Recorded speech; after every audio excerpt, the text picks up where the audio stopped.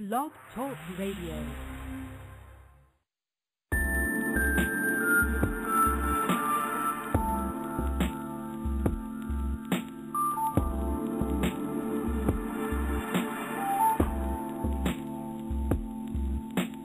Hello friends, this is Lobo and welcome to the Type1 Radio Lounge.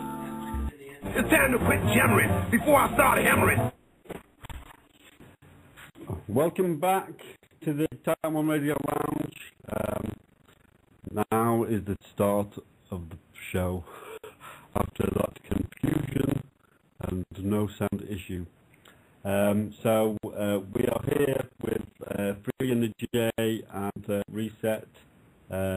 If you wish to call the show, the number is 347 205 9657. If you go to the show page on Blog Talk Radio, just Skype in there. We will be joined later by Fire Chick and Steve Gaddafi, who are currently enjoying a nice evening out at their Christmas do, as it's that time of year.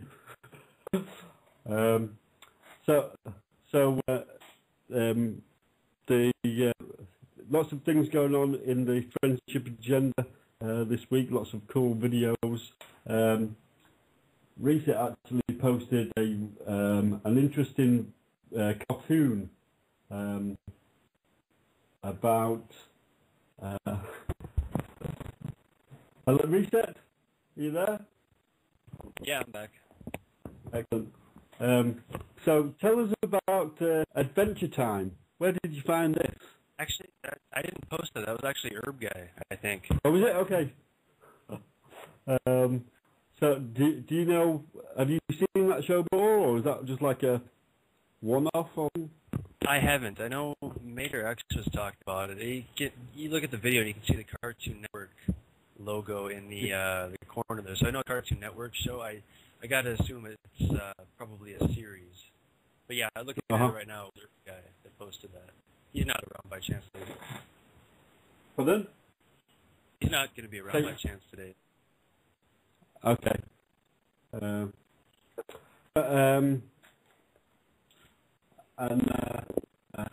Freighter posted the Type 1 manifesto, unmanifesto, there on the site today, which is a very good read about the edition of the Type 1 Roadshow.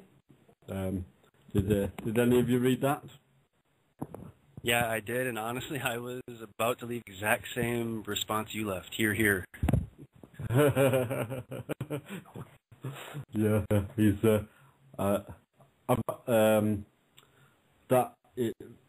he sent me some audio from the Congress, and that's on there.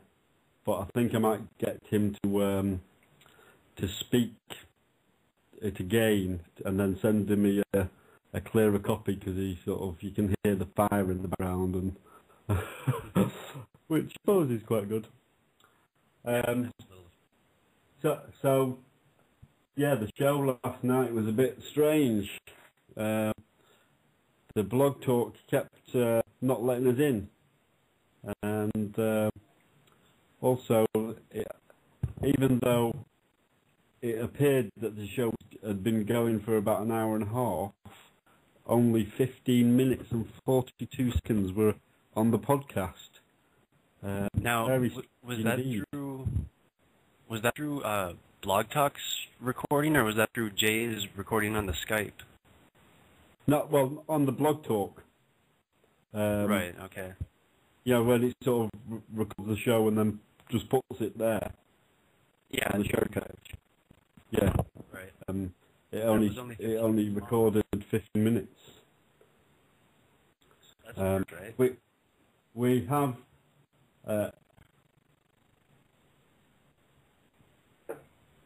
hello, Cracked. You are on the Type1 Radio Lounge. Hello, everyone. Hey, dude. Just calling in like I usually do. I'm probably not going to do much today either, but just Good to be here. we might need your opinions on things. So I don't know whether any of you heard the Max Egan's Exit the Matrix. Is it called that? Show from yesterday. But he was talking about some sort of new bill going through the Senate at the moment. The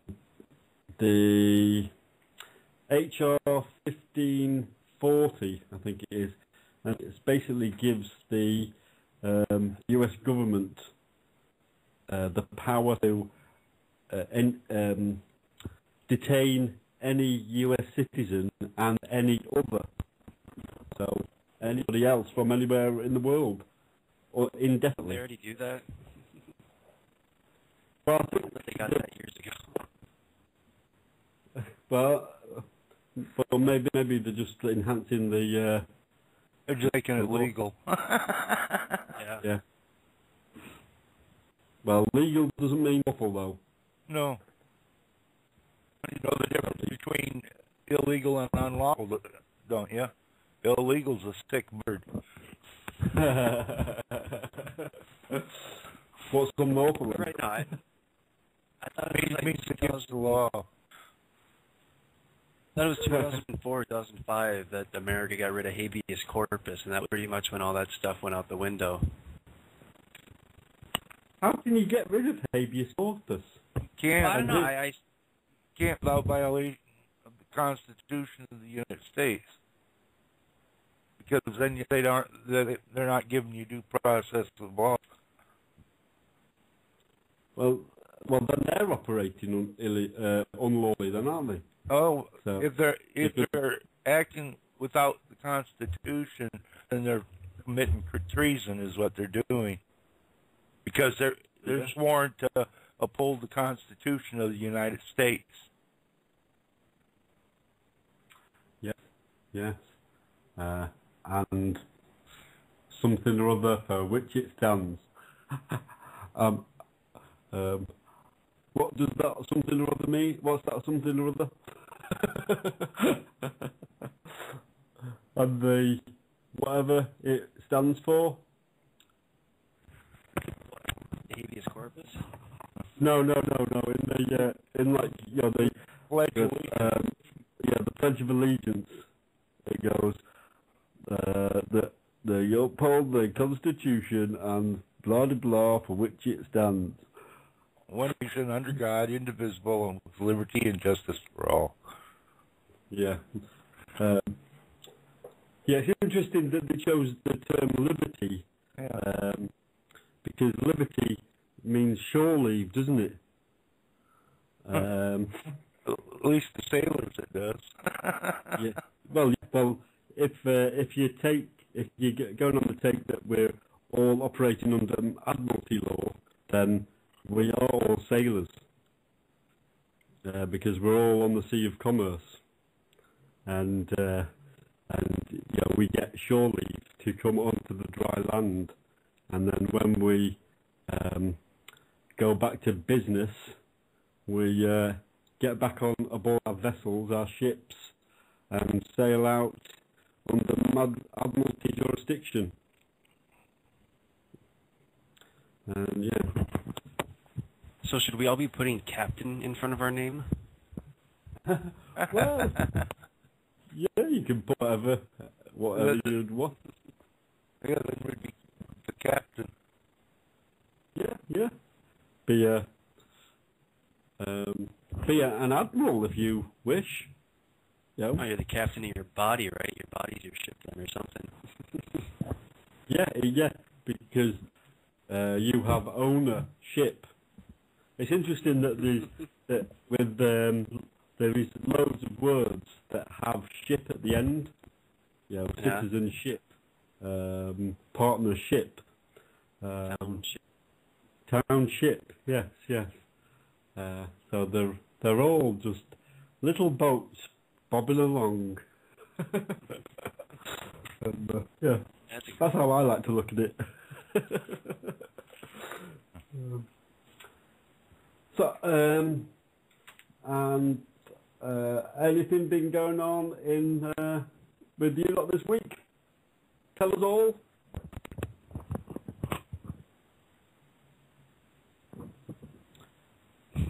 Guess not. I don't know. Today here in Minnesota is just kind of a cloudy, dreary day. It actually just started snowing. Oh, nice! Just in time for Christmas. Yeah, don't you know? Out here in Phoenix, we're getting rain. Well, it's been an absolutely lovely day here in Brighton. Blue skies and relatively warm, even though it was extremely. It was just full of Christmas shoppers in town, which is never very good. So in Georgia, the weather's been nice, but it keeps changing from hot to cold every 5 hours. Weird. I know, Is that a usual time of thing? year. Sorry. What sort of temperatures then? Oh, at nighttime it gets somewhere down to 30, and then in the daytime it'll get somewhere up to 80. Usually, like, some days it'll get up to 60, some days it'll get up to 80. So you're never knowing if you need to wear a jacket or not. Right, yeah. I don't understand those terms there. Those 80s and 30s. 30s like sorry, maybe just below freezing, isn't it? Yeah. We use Celsius up here. And 80's like what, a little bit... 80's like what, moderately warm in Celsius? I'm not sure of the exact number. It's going to be around 35, I think, isn't it? No, not I that think it's going to be about 35. No. We'd be way hot. It's about 15? About 25. Yeah. 25 degrees Celsius is probably about 85 degrees Fahrenheit, somewhere in there. Well, nice and warm there than in Georgia. So, what else have we got coming up on the lounge? This week we had a midweek special, which was all a bit crazy as well. Yeah, our CIA special. Yeah. And then, I suppose yesterday was CIA special part 2. Yeah. Hopefully today we're not doing anything CIA people. We're just have a chat. Yeah, no ghost busting today. We don't need any spooks today. No. We're just Carolyn's chilling not on the show, so we ought to be good. She's probably asleep, bless her. She definitely needs to get a good night's sleep. That new MP3 for Carolyn. Oh yes. Should we? Yeah, go ahead and play it. Okay. Whereabouts is it? I don't know. I sent it to you through Skype. Oh, I haven't uploaded it yet. But we have a little message from a famous one of Lobo's friends. This is a little message. Hi, this is Ron Jeremy. You're listening to Sonic.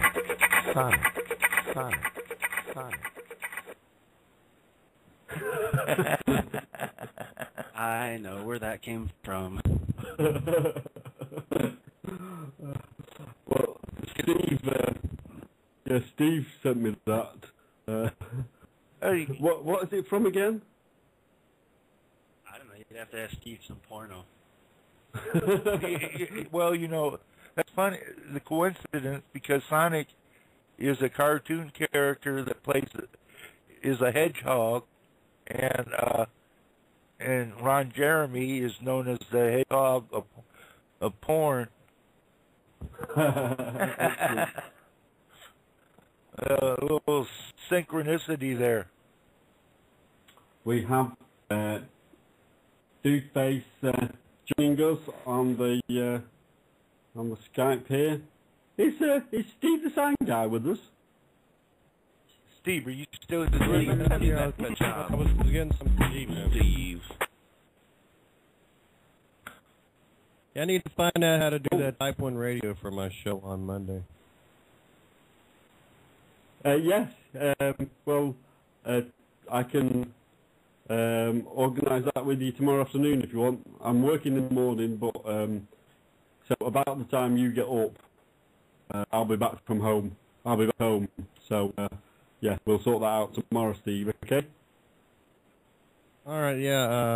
Excellent. Well, let's see. It's 4:36 in South Florida. What time is it where you're at?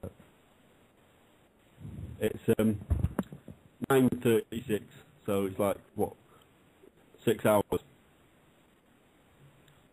So what's a good time tomorrow? I got to do a yard sale tomorrow. So, You got to do what? Yeah, probably a yard sale. My daughter moved back in the condo. I got to sell a bunch of stuff. She's got like too much stuff. You know how women, they have too many shoes, too many this, too many that. Yeah. Would that be gardens for you guys? You guys call your yards gardens, right? Yeah, he's got grass there. It's a garden, and we would not call that. We'd more call that like a garage sale, or maybe even a car boot sale. Or yard sale. And a boot. Yeah, we call them either one a yard sale, garage sale, something. Yeah, I've been kind of sick this Darren? week, man. I got a bug on. Darren, are you there, Two-Face? Are you with us? What? He may be with us. Looks I was just asking if Dudeface is there with us. Darren, Hello. Mr. Bliss. Yodel. Hello there, brother. Are you there? Can you hear Yes, me? we're here. Excellent. Yeah, I just kind of step away from it to grab something to chew on. I'm hungry. Okay.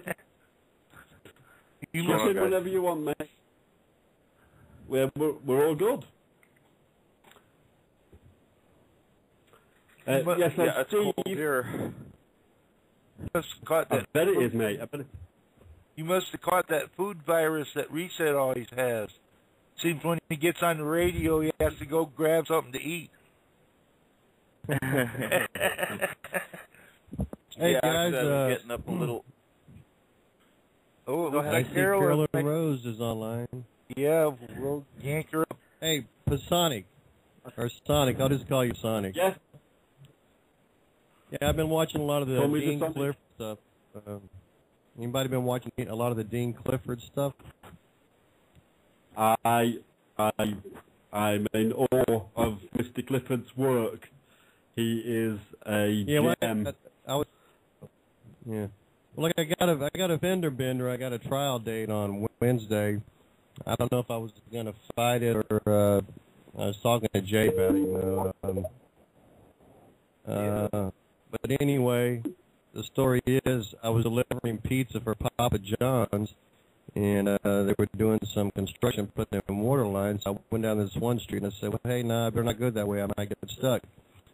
So I'm going to back up because they have the detour sign there, and I'm local traffic. But I backed up, and this guy on my right was waving me back, and I backed about 5 or 6 feet into this guy's Ford Expedition.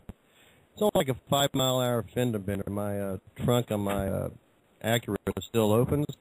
But the guy got out of his car, and I was just kind of frustrated because I'd spent like $500 on a starter, and I'd spent about $1,200 on my starter and my AC. So I was like, man, now I got a fender bender. So the guy has a Tennessee plate, good old Tennessee boy, and he gets out and he says, don't worry, do you believe in God? And that was on a Friday afternoon, and no one was hurt, on the ticket. And then this guy with a pain clinic was walking by giving out pain cards, So the guy asked me on Friday afternoon, don't worry, do you believe in God? And then on Monday he's suing me, saying he got hurt, So I'm not sure if I want to fight this thing. If I go to court on Wednesday and either the cop or the other guy doesn't show up, if both of them don't show up, then it just gets dismissed. And I've got inside information that 9 times out of 10 in Broward County in South Florida, it's such a big county, nine times out of 10 the cop doesn't show up. So I'm thinking if I go and the cop does show up and I still try to fight it, then I got to pay the $50 fine plus the $2.92 court costs. So anybody want to give me some advice on that? I already talked to Jay. He gave me advice. He said pay the $50. Okay. Well, if you've been watching some Dean, you would know his sort of take on how the court works there, and just get the judge to admit he's a public official, public servant. So he works for you. So you make him the trustee. You're the administrator, because the court that you're going to go into is an administration court. It's not a court jury, is it? So it's not a common law court. It's an administration tribunal. So you're basically if you go in there and you're and don't assert your sovereignty. Say you're there to about the matter. You're going to be treated like an employee of that administrative process. Right. Yeah. Go ahead. I'm sorry. No, carry on. I mean, I've not ever done this myself. I'm just beginning to realise the understanding with it that lies within the system that is around us all there, and it's very simple, but it's very cunning, and you've got to really know who you are and what role you're playing in the game.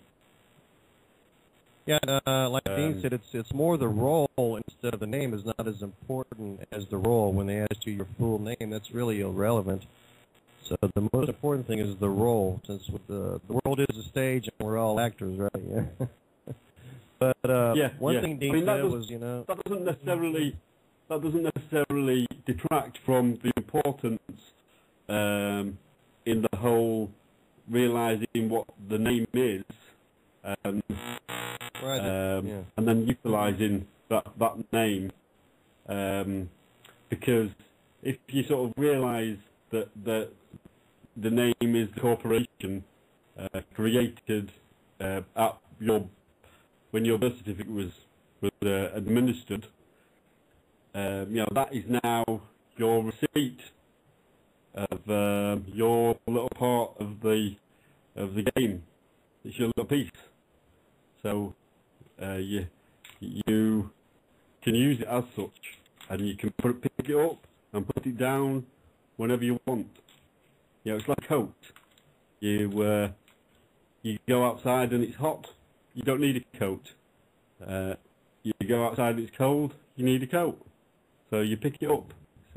It's Monopoly is exactly what the system is.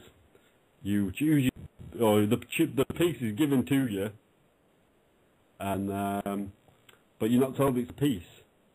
And they set you on the way down the streets there, and you get a parking fine. Oh, I have to go to jail.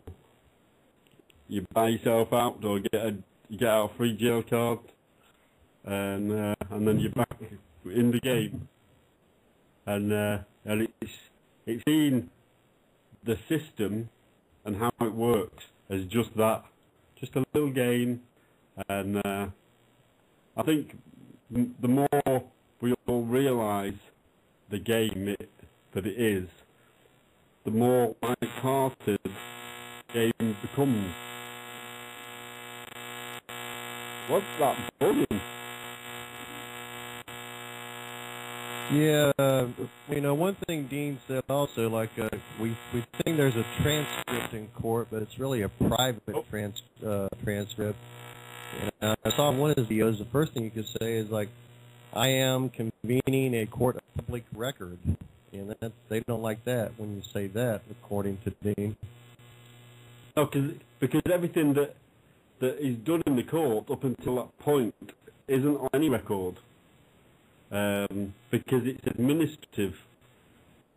You just right. I know. I'm the administrator. I'm the administrator of the beneficiary. The beneficiary is the corporate fiction. Should I take my birth certificate with me and hold it up and say I'm the administrator of Stephen Allen Searles and hold it right in my hand? Right now, one thing Keith the Sovereign guy, one thing Keith the Sovereign guy did was. Before court, he established common law. So what did he do to establish common law before he went before the judge? That's one thing I need to figure out. He may have put something into the court record, like right. Whenever, I'm not. This is just conjecture on my part. But he may have put some sort of affidavit into the court record before he went into court to say that when he was going into the court that he could only be administered under common law, something like that.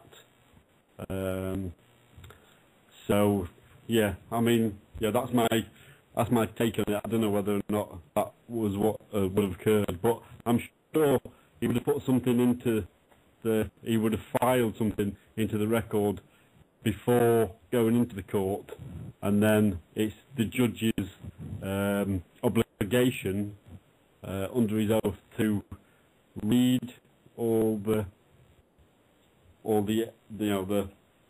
won't say evidence, but all the records concerning the case.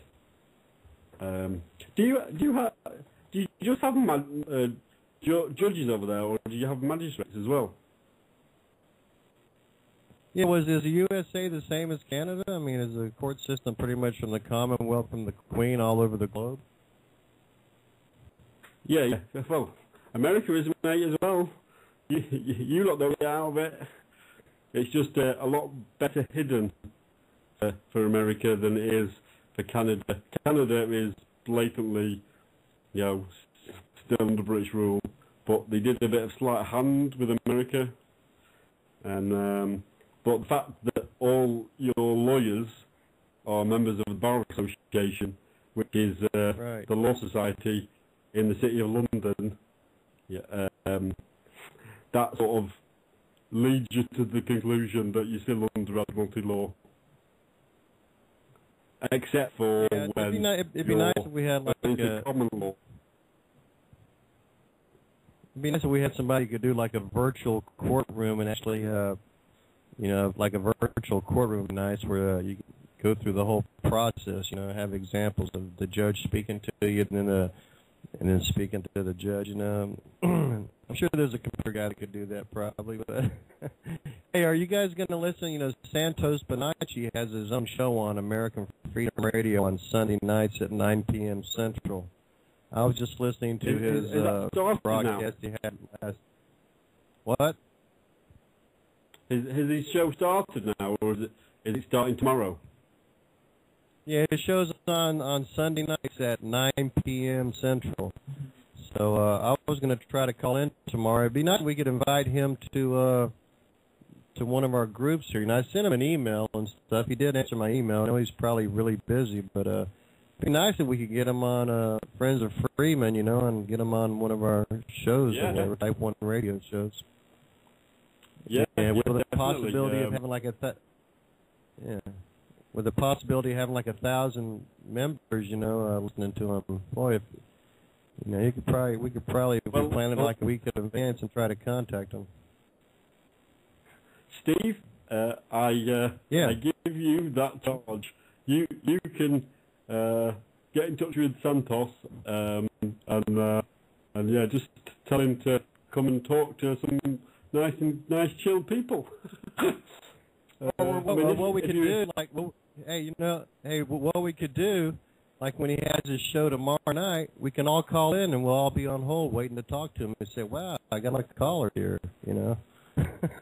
What's going on?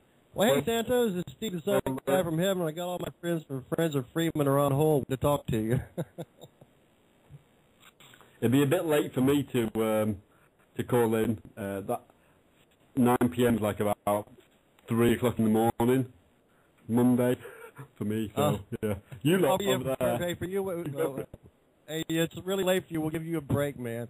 But everybody else, you know, who can call in, you know, if we could all call into Santos' show, and he'll have all these people waiting, you know, to say, wow, man, everybody's calling me now, you know.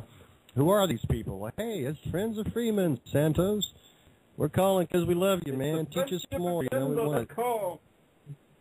Yeah, hey, Santos, I want to go dance on the head of that judge wearing that black dress, that pervert, and I want to dance on his head and tread on his ashes, man, you know. Here's one thing I was thinking of saying when I went in there, and that's that my status. I was going to say, well, Judge, I'm a sign from heaven, come down from heaven, incarnated in this body of flesh as an earthly body and a heavenly body, in one vessel of truth, unleashing my spirit, soul, heart, and mind in heaven on earth, and on your head, too. What do you think the judge would do if I said something like that? Huh? He'd probably look at you a bit funny and then say, please state your name. I'll say that's irrelevant, Mr. Judge. That's irrelevant. I'm the administrator, the beneficiary, right here. Here, you want to take a picture of it? Right here? I got a picture. I'll email it to you. I mean, I used to demonstrate at the White House, man. I got experience standing up against the Secret Service and the cops there. They didn't scare me because I told them I was coming down there to dance on their heads and tread on their asses. I feel like I really want to do this, man. I need to get just a few more points together, you know. Yeah. Well, I can't recommend Dean highly up to everybody. I really want to get Dean on the show at some point in the next few months because his simple. The simple way he explains everything, coupled with his cheekiness, adds another edge to it. Because I don't know whether any of you have heard of Winston Shrout, because he's got really good lectures about. He's got really good lectures about all the same stuff. But it's a bit long-winded, and I think maybe now, watching those again, I'd understand a lot more about what he was going on about. But to start off watching his lectures, they are very, very intense information. Not necessarily intense of the like presentation or what the information is about, but just the overload of information. Because they've made it into a complex situation basically, and the law shouldn't be like that. The law should be every man can understand it. So. Right. Well, I think it may be time for a little smoke break. So, Darren, I don't know whether you've heard of Boards of Canada, but they're actually from Scotland, but they've got a very cool name. This is Boards of Canada, and that was Boards of Canada and Kid for Day, one of my favourite bands. Lovely, chilled tune that is. Like most of their tunes. Did you all like that one? Sure. Yeah, I've never heard that myself, actually, at all. What are they called? They're called Boards of Canada. They got the name from the Film Council of Canada, because they're called the Board of the Film Board of Canada. And they've got their first album was called Music Has the Right to Children, and there's a piece at the end from the video of some Canadian film board. It's quite cool. Just would like to say that this week on the Type1 Radio Lounge we had the pleasure of Alan Abedessa Green, the editor of the Sync book, who was telling us all about the Sync book and the synchronicities that led to him devising the book, getting in touch with all the people that are in there. So yeah, that was an amazing 2 hours. Freighter came in on that one, and we also had on the Wednesday show of the CIA before the CIA took over. We had Bob Tuskin and Freighter on talking with Caroline. That was quite good, wasn't it, Caroline? Are you there, Caroline? I'm sorry, I just had to unmute my mic. What was your question? I was busy going into settees or couch. Sorry. What was the question? Yes. We had a good conversation before the CIA took over on Wednesday with Bob and Fraser. Oh, yeah, that was excellent. That was so cool that Freighter, you know, these guys were really super. I even got a nice book out of the deal, so that was a great interview. Can you hear me? Yeah, very good interview. Yes, we can. How you doing? I know it's real choppy on my end, so I didn't know if you could hear me. I thought the you talking about the Wednesday one, which was the midweek lounge, or are you talking about the discussion about synchronicity? Well, I just mentioned both of them there. So they were both very interesting discussions, which you can listen to. Yeah, I'm hearing you, but you're coming across like a machine gun, where it's like, you like you're kind of chopping up at me. So I'm like hearing every third. Is this better? Is this better? I'm away from the microphone now. Is that better? That's a little bit better. Yeah, that's better. I thought that Fridays was. I'll sit back. There we go. How about that? I'm relaxed in the lounge. It's your magnetic personality, Nick. That's what's doing. Oh, shucks. That's what it is. You'll have me blushing. Hey, did you talk about how crazy Friday was, that the show stopped halfway through and then only 15 minutes got copied or whatever, or got podcasted? I thought that was kind of interesting. You didn't mention it stopping halfway through. Oh yeah, it was. We only got like halfway through the replay, and it's like all of a sudden it just shut down. And Nick tried to hook back in. Jay, me, Steve even tried. It just would tell us, sorry, having difficulties, and kind of flipped us the bird, just let us hang there. I figured the 9 just possessed the studio, and that was it. So we'll just have to see if we can chide the 9 into coming in. Try to see if they'll buzz us in and talk to us and message or something. Oh, and Reset, I'm sorry. I didn't know you didn't know that sofa was a settee, so I was just teasing you about the furniture porn. I apologize. Just giving you some, just in case you're buzzing about it. Is that French or something? Jay said he didn't know what a settee was either, but that was just, my dad had French provincial chairs in our house, and he always called our couch a settee. I guess maybe I grew up deprived or something. I don't know. Depraved, deprived. we call them settees, couches, You're sofas. good. Yeah.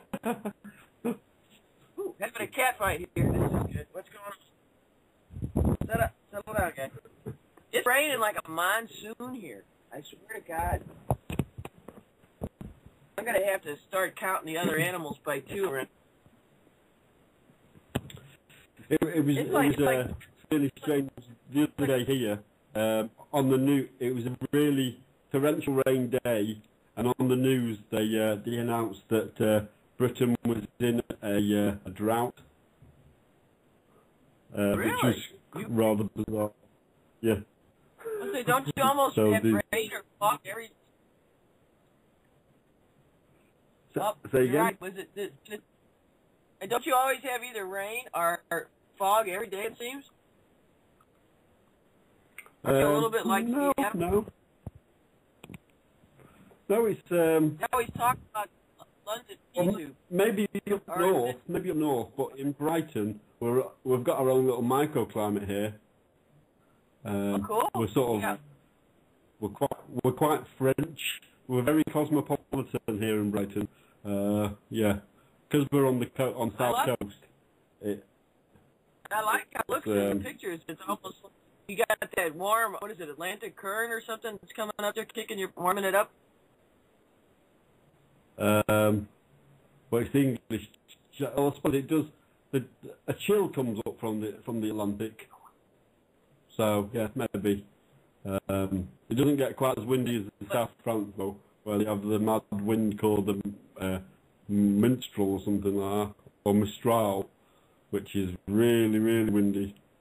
Well, it could be farther north of London. They got the pea soup because of all the royalty, all the exorcism they're having to perform up there. Yeah. I'm on the Isle of Wight. Is it still choppy for everybody? Hey, Is it Kara, still choppy? you can hear us.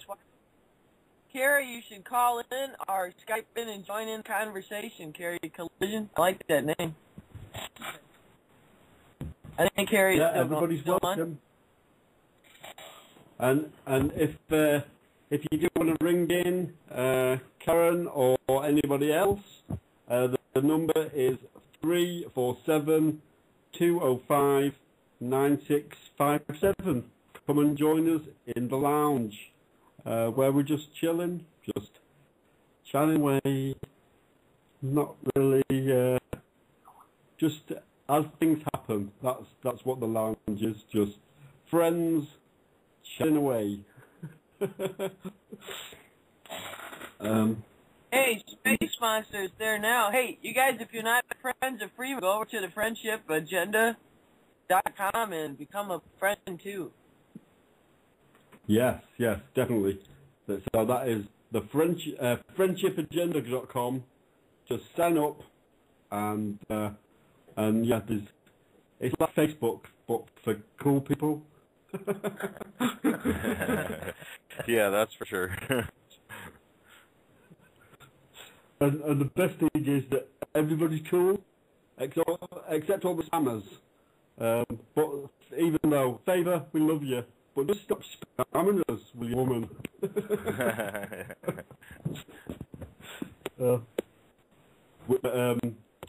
We recently, yeah, we've got a handle on that. Yes, even one did get through today. Louisiana or something like that. It's kind of hard to approve them when they don't include a picture or any of that shit. So yeah, well, you approve them when they stick in there. Yeah, I go see where the email's from, and I've recognised Favors now. Even though she just calls herself Favor every time. A real flavor. Yeah, a real Favor. Cheers. And all the ones from China are a little bit dodge. China and Senegal. At least one of them, she called Samantha the other week, she actually put her like a picture up there. So that was quite cool.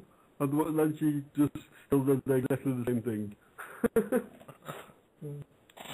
Maybe they just understand how, like, the social network thing works. Yeah. I don't know. Yeah, but we've got all that one. Well, you got to explain to her that it's not Craigslist.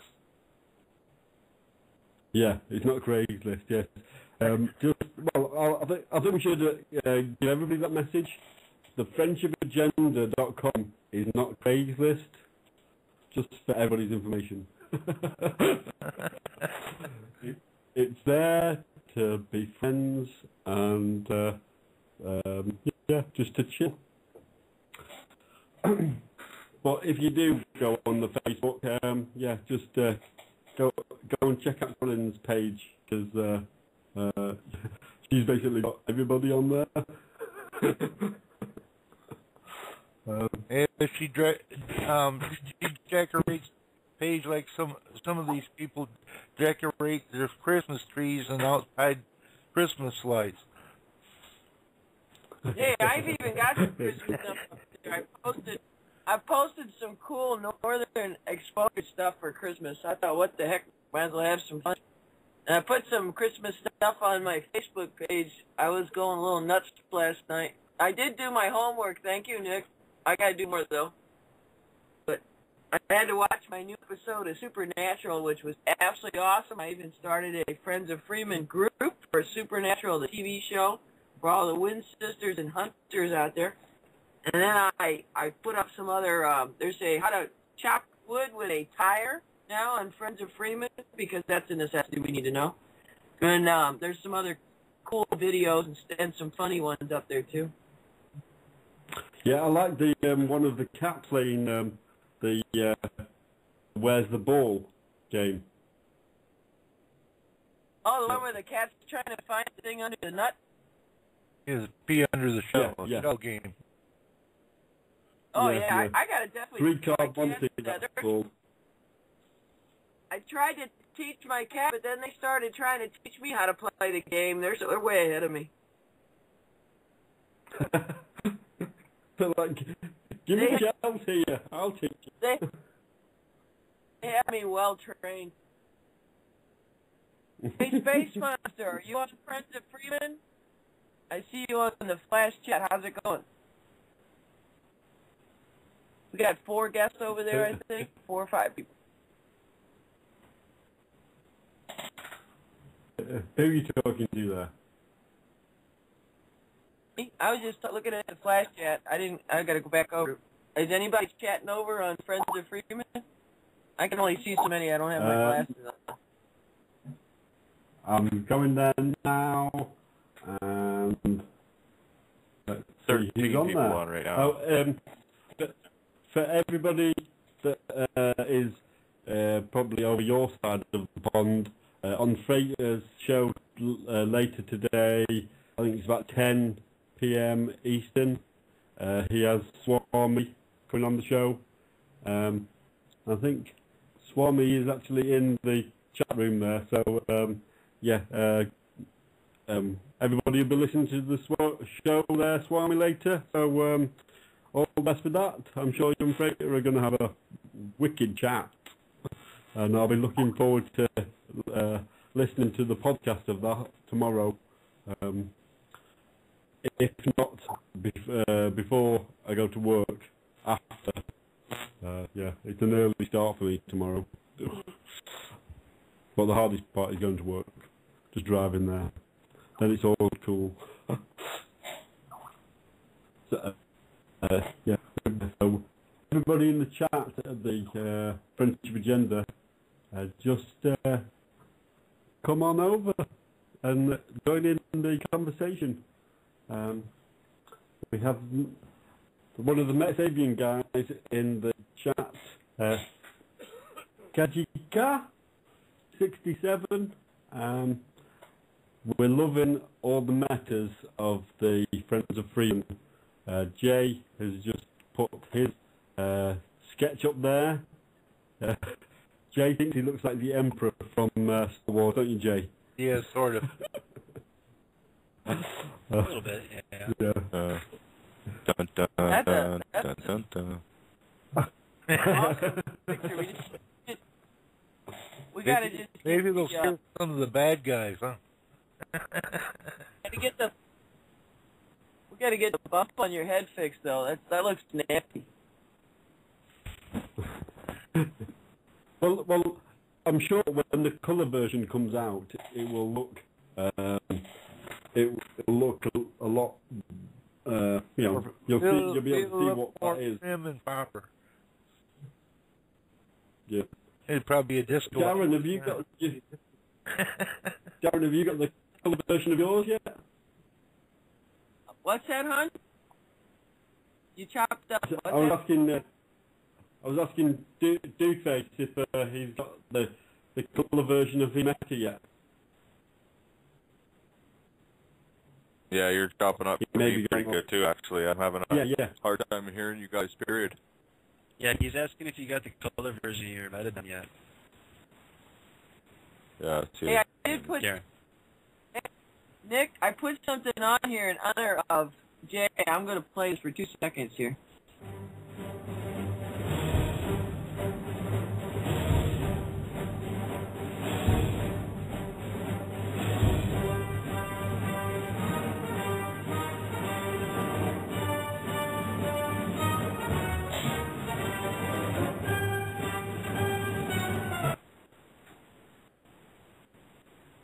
That was in honor of your cape, Jay.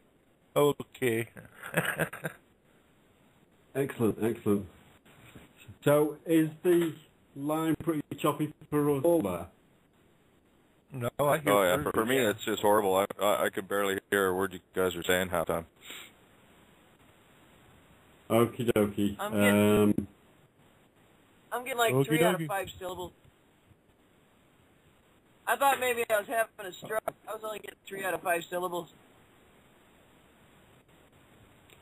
Okay, maybe we could. How's that? Any better? Maybe if No, it seems to be getting progressively worse as the show goes on. All right, now Okay. did this start when Well, I dialed in? Was this happening before I I'm got not in sure. here, or the name? Yeah, I'm really not sure, but No, yeah, I've seen right about when Carolyn got in on the call, things did kind of start getting worse at that point. No offense to Carolyn. None taken. All these I'm cougar still watch. waking up. All those cougar watch. Hey guys, I got a new job. I'm starting on Monday. Hello. Space I got a new Monster job. I'm said starting on.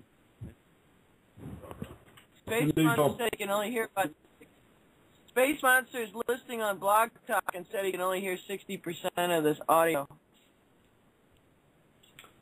okay, right. Well, maybe what we should do is play a tune, and then I could re-host the show, Okay. and then if I just put in the chat window. No.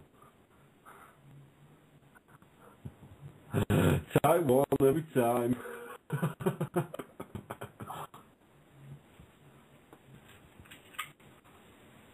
Okay.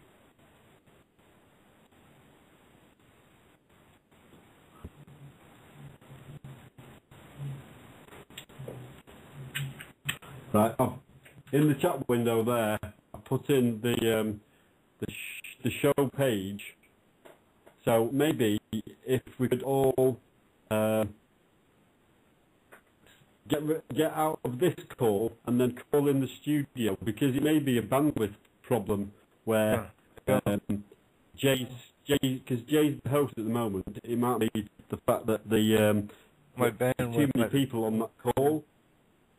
So if we all just press the Skype button to get us onto the studio page, and then we can all come up there. It might work out better that way. Okay, so Okay. I'll just stick on the tune. You stay as host, Jay, and then we'll see what happens when we all Skype into the show. Okay. Okay? Okay. Right. Okay. Let's play a little. This is a Manchester band who were around in the sort of mid-late 80s. An absolutely amazing band called Yargo, and this is The Other Side of Midnight.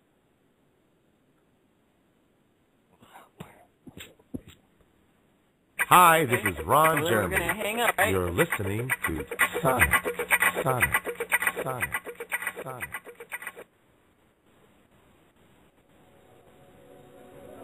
With when I unmute your mic, it's going ding, ding. There we go. That one. I don't know whether you can. Herb guys. Skype was playing that one. He went into the studio the other day as well. Yeah, I don't know what that's going on. But Jay, Michael, we're back up. So, hello. Hello. Hello. Hello, excellent. What about me? I can hear Thanks. you. It's Michael. Crack. Yep, your mic's up. Yeah. That's right. I Yep, was just everybody's Darren. okay. There, everybody else is. It was so silent for a minute. I was wondering if Yeah. I messed something up. No, I can hear everybody now totally clearly. Excellent, excellent. Sounds So good. I didn't know if any of you could find a button, so I had to bring you back up. well, I did. No, post- yeah, it's great now. It's awesome. I hear it. Perfect. Excellent. Okay, well, I'll just stay Yeah, here. I couldn't. There was no little Skype. There was no button on the Skype, no Skype button for most of Yeah. them. What Yeah. on the show page? Chat one. We did the lose flash sound, chat. though. Huh? I'm here. Oh, yeah, I'm no, here. I just noticed you're in the BTR host thing, not your own. Well, yeah. Never mind, Yeah. go on. Yeah. So did you all go to Somebody else the? has to check the chat on Blog Talk. Mine disappeared. Where did you not see If the anybody else was Skype gonna button? can see the, Where did you not see the Skype button? In the studio page or on the show page for the show? studio. Yeah, I've actually found that happens for me too. Sometimes when I go to the page, I can't find the Skype button. Like bizarre. refresh There would be or a- or not a find Skype a button different way studio to that there. page. That's bizarre, isn't it?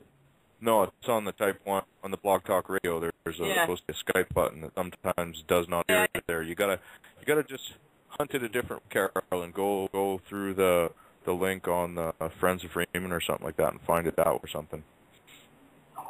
I see it Yeah. now on the Type 1 Radio Lounge front page, but it wasn't on the studio page. And the chat on the studio page and the lounge page, neither one of them work for me right now, but that's okay. As long as somebody else watches the people there, because sometimes they're asking questions. Yeah, I think Because I can't see it now. I think Reset's on the case in the chat, aren't you, Reset? Yeah, taking a look at it right now. Cool. Blog Cool. Talk chat, you know. Yeah. I don't know if anybody's on Freeman chat. Anybody checking that one? Oh, cool. Somebody I've else been joined checking the it right now. Friends of Freeman.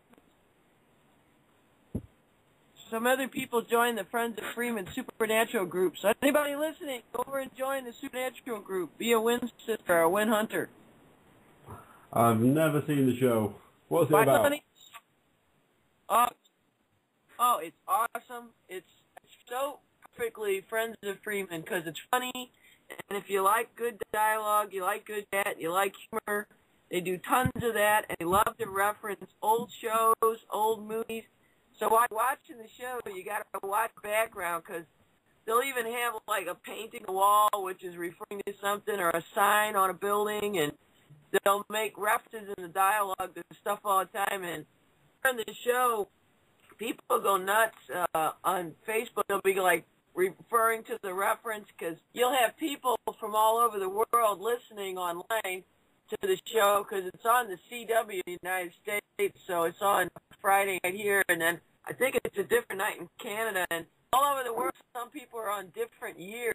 It's season 7 in America. It's recorded or it's actually, their studio is in Vancouver, like a lot of good shows come out of Vancouver now, but it's hilarious because it's about a bunch of people that, it's sort of like anybody ever watched Buffy the Vampire and all these other silly things on CW, but that was a cool show too.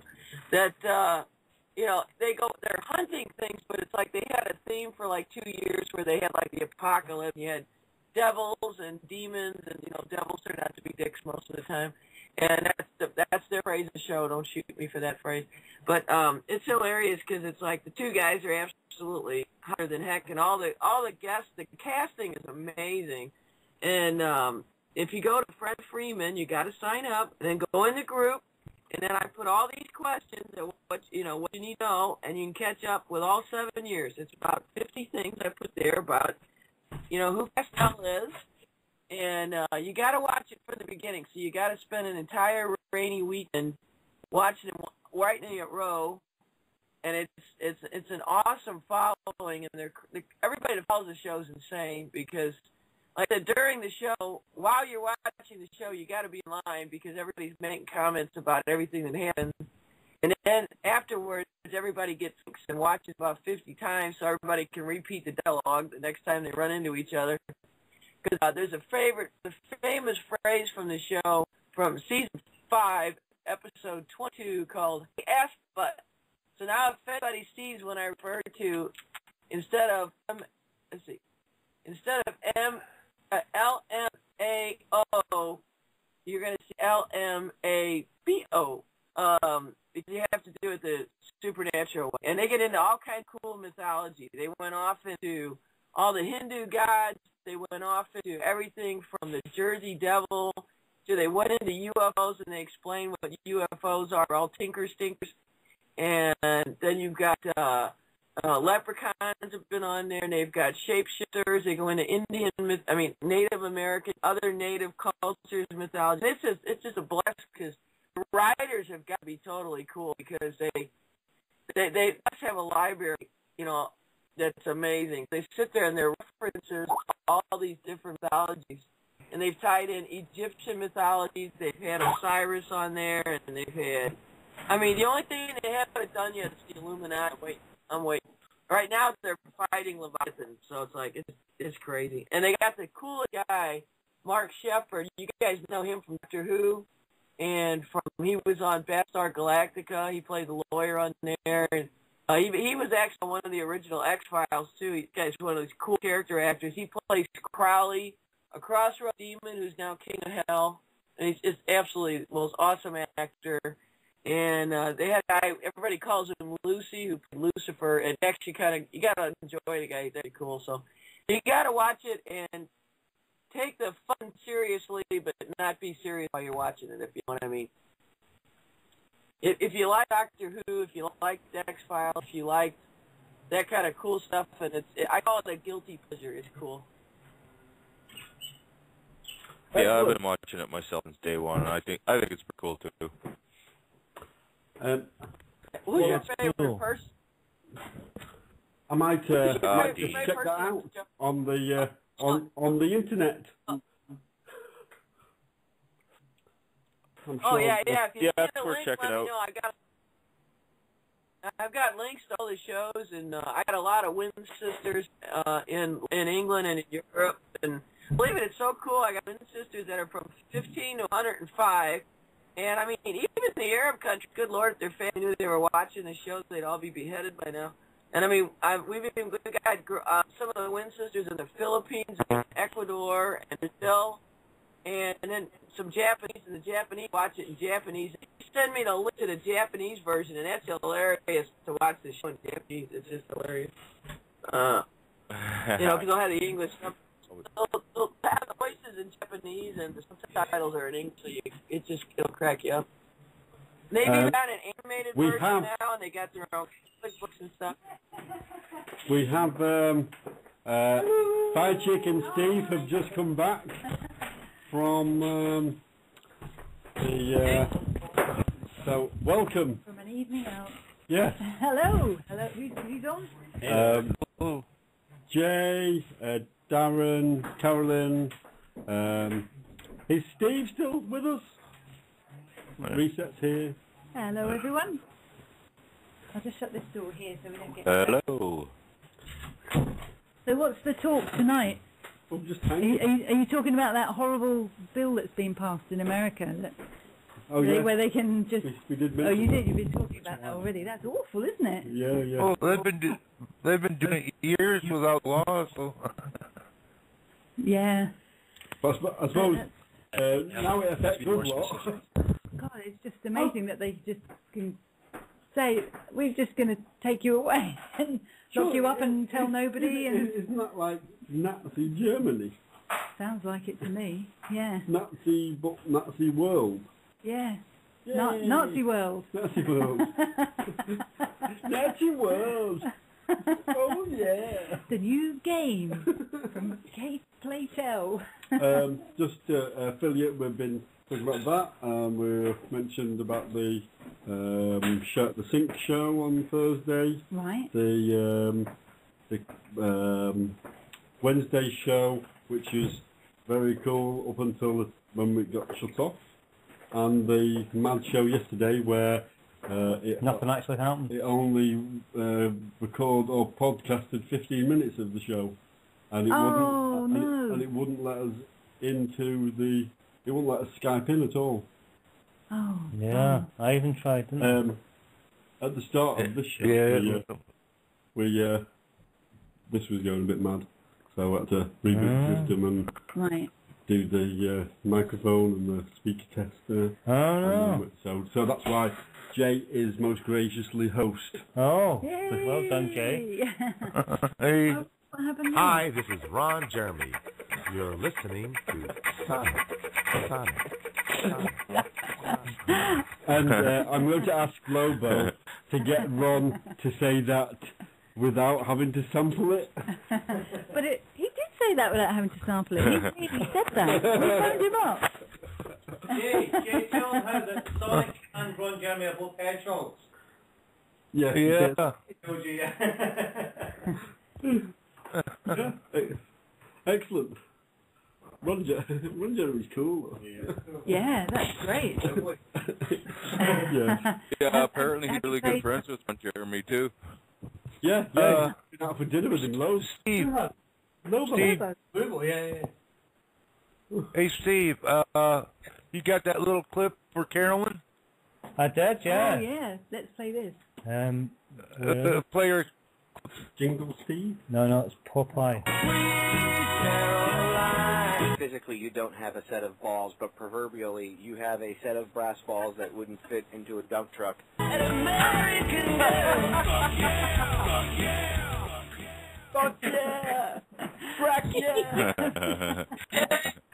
And that was actually some guy that was interviewing Carolyn, apparently. No, it was Popeye. Popeye, right.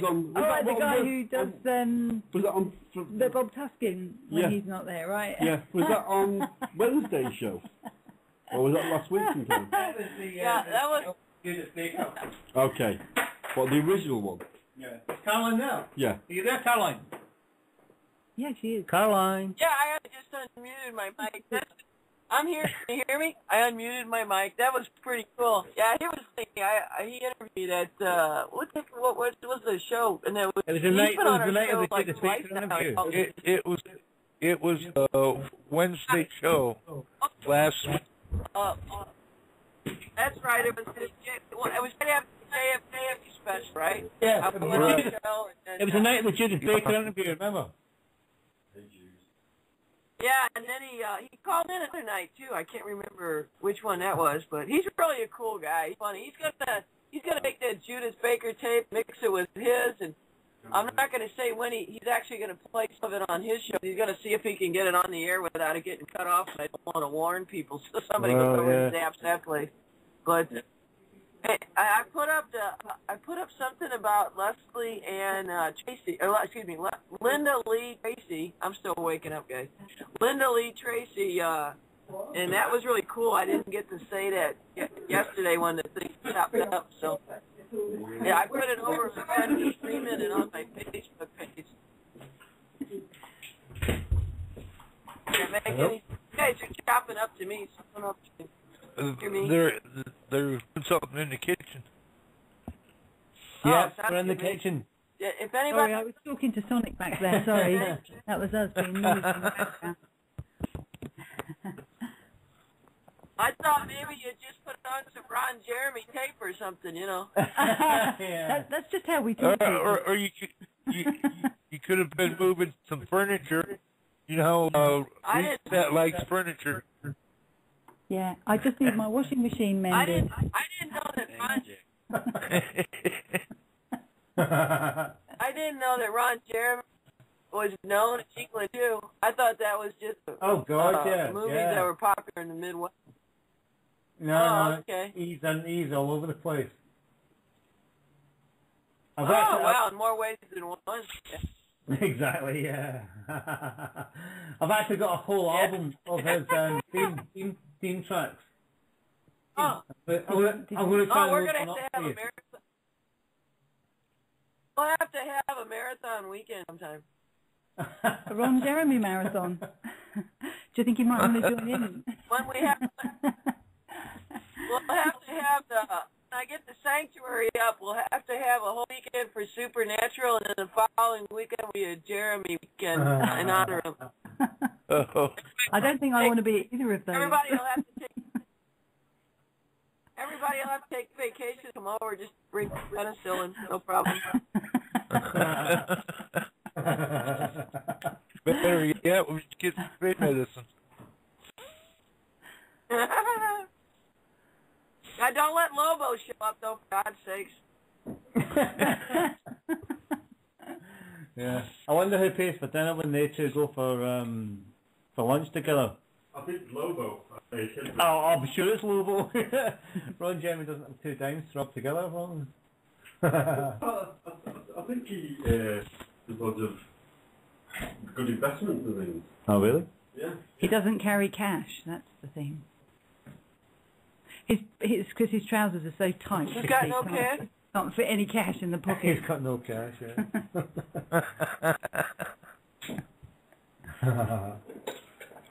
Right. Thank you, Jeff. I haven't said anything about the show next week. Next week? Next week we've got Kevin Annett coming on. So that should be interesting. He's been involved in a lot of things in Canada at the moment. I know we've spoken about Kevin briefly before, and his work. He's an awesome guy. He is. He's He is amazing. He's a real amazing powerhouse. He's a proper, He just goes for it, you know. I've loaded it up so you can play it. I mean, what the church and the system did to him early on, just, you know, they really went for him big time, and he had nothing else to lose, and he just carried on. And now he's Hey, that's the best way. he's doing amazing work in Canada, trying to help the Native American people, but not just the Native American people, but Native people around the world, and any people who've been who suffered at the hands of the church or the state when it's tried to break down your life, or, you know, invade into your life and completely mess you up as a youngster or even as an older person. So that should be quite interesting, him coming along next week and talking. I'm sure he'll have an awful lot to say. He's been doing some amazing work. They've been excavating some sites around the old residential schools in Canada, which basically were internment camps, where there was a 50% death rate, which isn't a mistake. You know, these things don't happen by accident, and that's not a bad education policy. That's an extermination policy. and so they've been doing excavations and they've been finding bones and bodies, and they've been, now I can't remember the name of the chemical they used, but there are signs of this chemical which was used many years ago when they wanted to dissolve bone, to make a body disappear quickly. They found traces of this as well. Like maybe like Dennis Nielsen used. Yeah, this was like for what they used to use like in the olden days if they wanted to dispose of a body. Sulfuric acid? Yeah, some kind of acidic No, it was lye. Was something that used. Lime, maybe. I don't know. Well, he'll be able to tell you anyway. I think it was lye. He did recently. He was saying that, they'd found remains at these sites, and they'd also found evidence of this particular chemical being used. So they know that people were trying to get rid of evidence at these sites. So it should be quite an interesting show next week. He's got such great information. He's a real powerhouse. And he's really, also, a really interesting thing about him as well is that he's into the whole free man stuff as well. And I know that some of the free men in Canada have been helping Kevin as well, and the native people of Canada as well. I mean, I don't know if he's involved with Dean Clifford. I haven't actually spoken to him recently to know what's going on there. Yeah, well. So, but I wouldn't be at all surprised. It would be quite amazing to get Dean on the show, wouldn't it? Yeah, we'll see if we can do that as well. See if we can get as many, free men kind of coming together as well, and just have a. Steve was saying before that it'd be good for quite a few of the people on Friendship Agenda to bring in to Santos Bonacci's show on American Freedom Radio, and get him to come and join the Friendship Agenda. Yeah. And maybe at some point get Santos Bonacci on as well. Yeah. That would be good. I know he's got a lot of friends on the Friendship Agenda too. Yes. Steve the Sign Guy, for a start. Yeah, I know he's a very big fan. That's it. He was meant Steve the Sign Guy. Yeah. Because he you.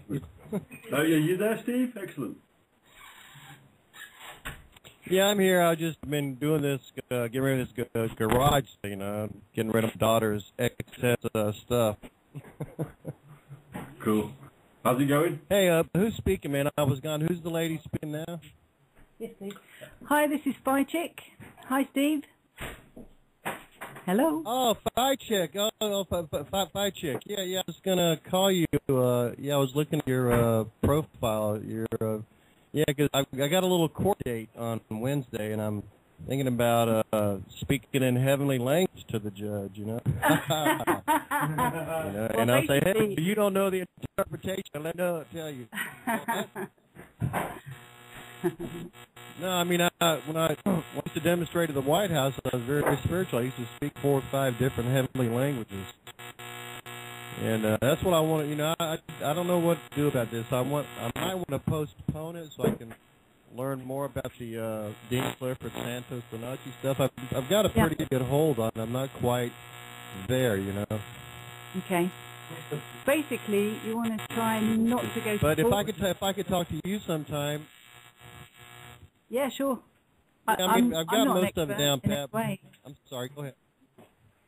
I was just going to say I'm not an expert in any way. I'm kind of just learning this stuff myself. But I know one of the big things that to do is to try not to go to court, because when you go to court, you're actually the fact that you've actually gone there means that you're you've gone to for a business meeting in their office on their terms. Well, he was saying that somebody had put like an affidavit into the court. Yeah, or somebody had put something into the court where he could go in as and it'd be a common law court. Yeah, I mean, you can go, but it's best to try and deal with it beforehand. You're not a court de facto. Because you have to try to you basically, before you even go to court, say to them, can you prove to me that I was acting as an agent of the government at the time that this offence was committed? You have to ask what. Or yeah, what the contract is. Yeah, how was I working as an agent of the government? How because they're treating you as an agent of the government. To put things on you, performing a function of government.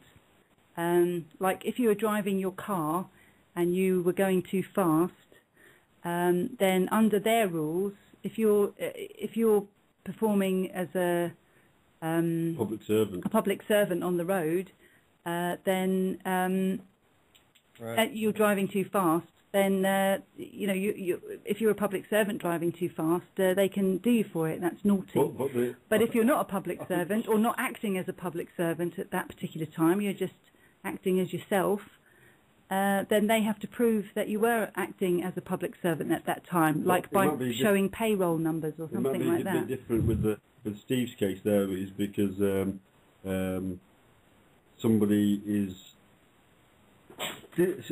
somebody put a claim in, did they, Steve?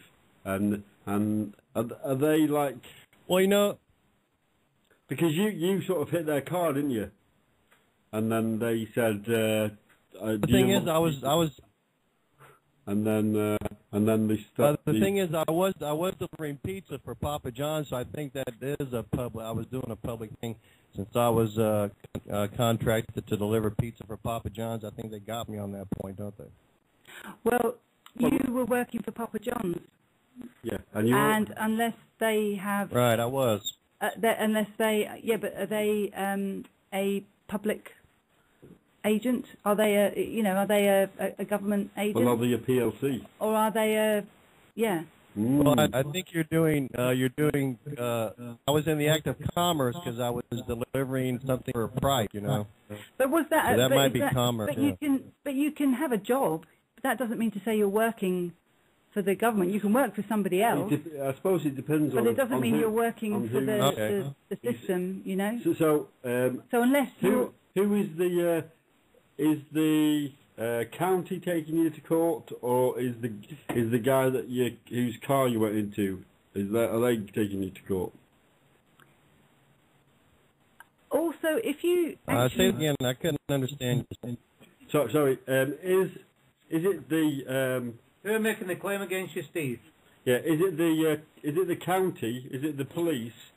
Or the or the guy privately? Or the guy.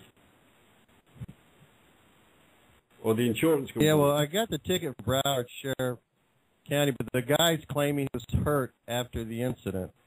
So, the guy's claiming he's actually suing me, but civil court. But he's suing me, saying he was hurt after the fact.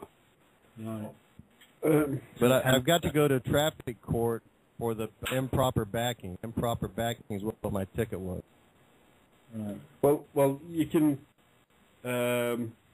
What Patrick was saying about the performing a function of government, you can sort of debate that one, or say that you weren't performing a function of government for the traffic violation, in inverted commas. But I don't know. The thing is, though, if you have actually caused damage, then you have to take responsibility for that. And my insurance company will pay for that. My insurance company will pay for that. Right. Well, that's another thing. If you're going through your insurance company, then you're entering their world. You're passing it over to them. Yeah, you can't have one foot in one thing and one foot in the other. You can't kind of hedge all your bets in a way.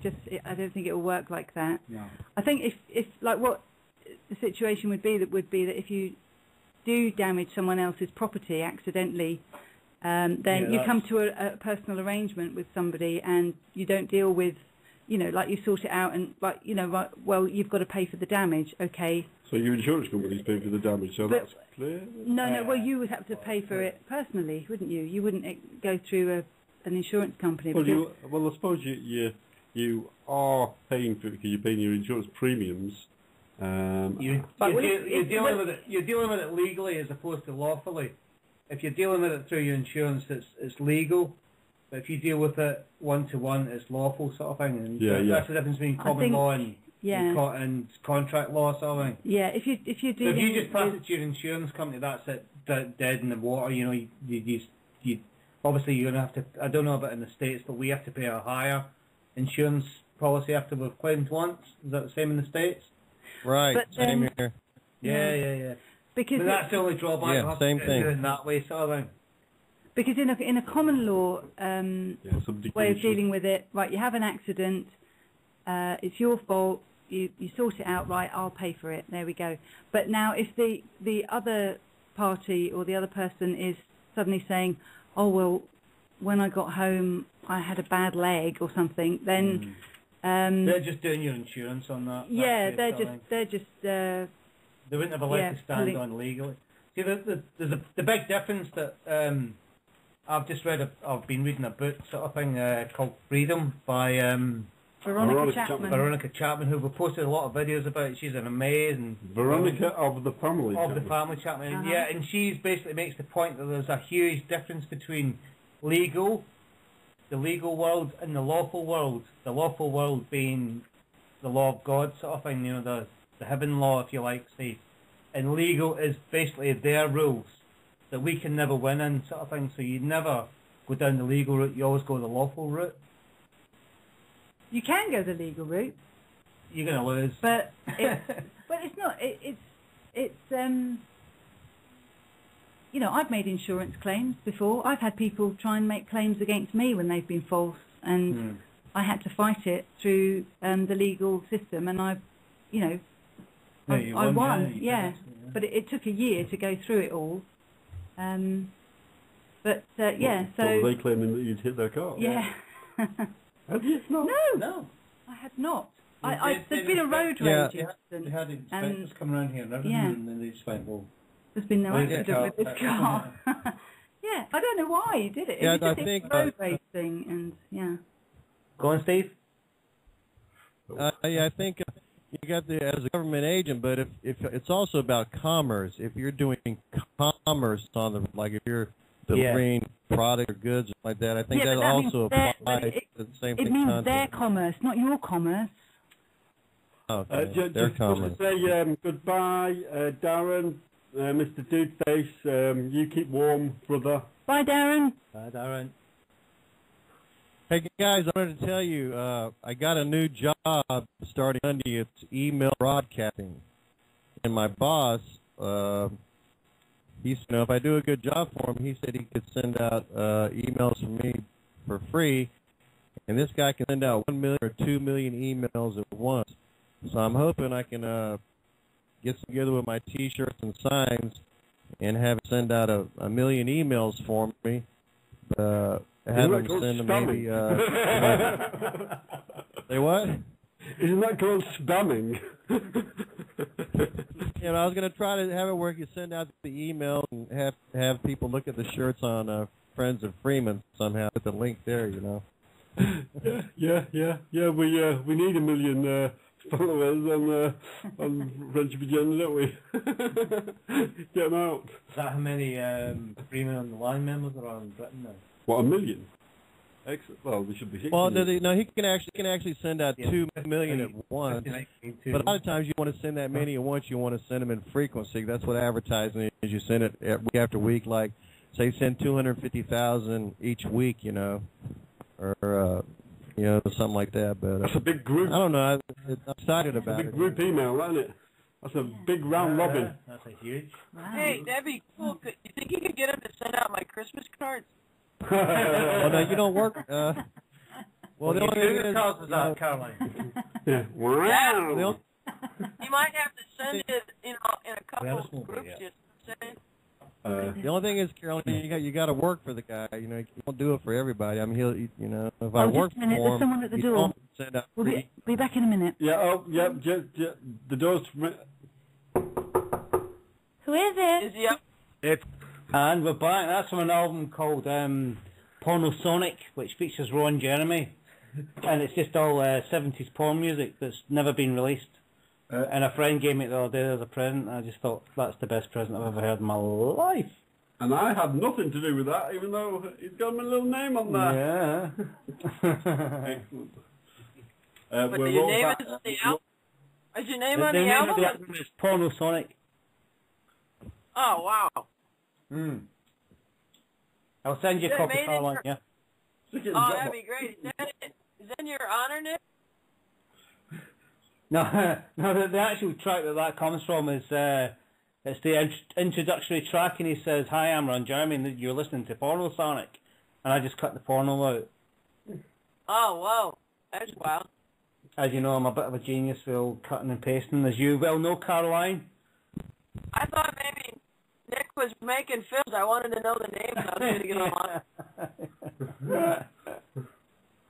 Well, he's not a bad-looking bloke, so, you know, it would probably sell. Hey. I think I'd be in their movies, though.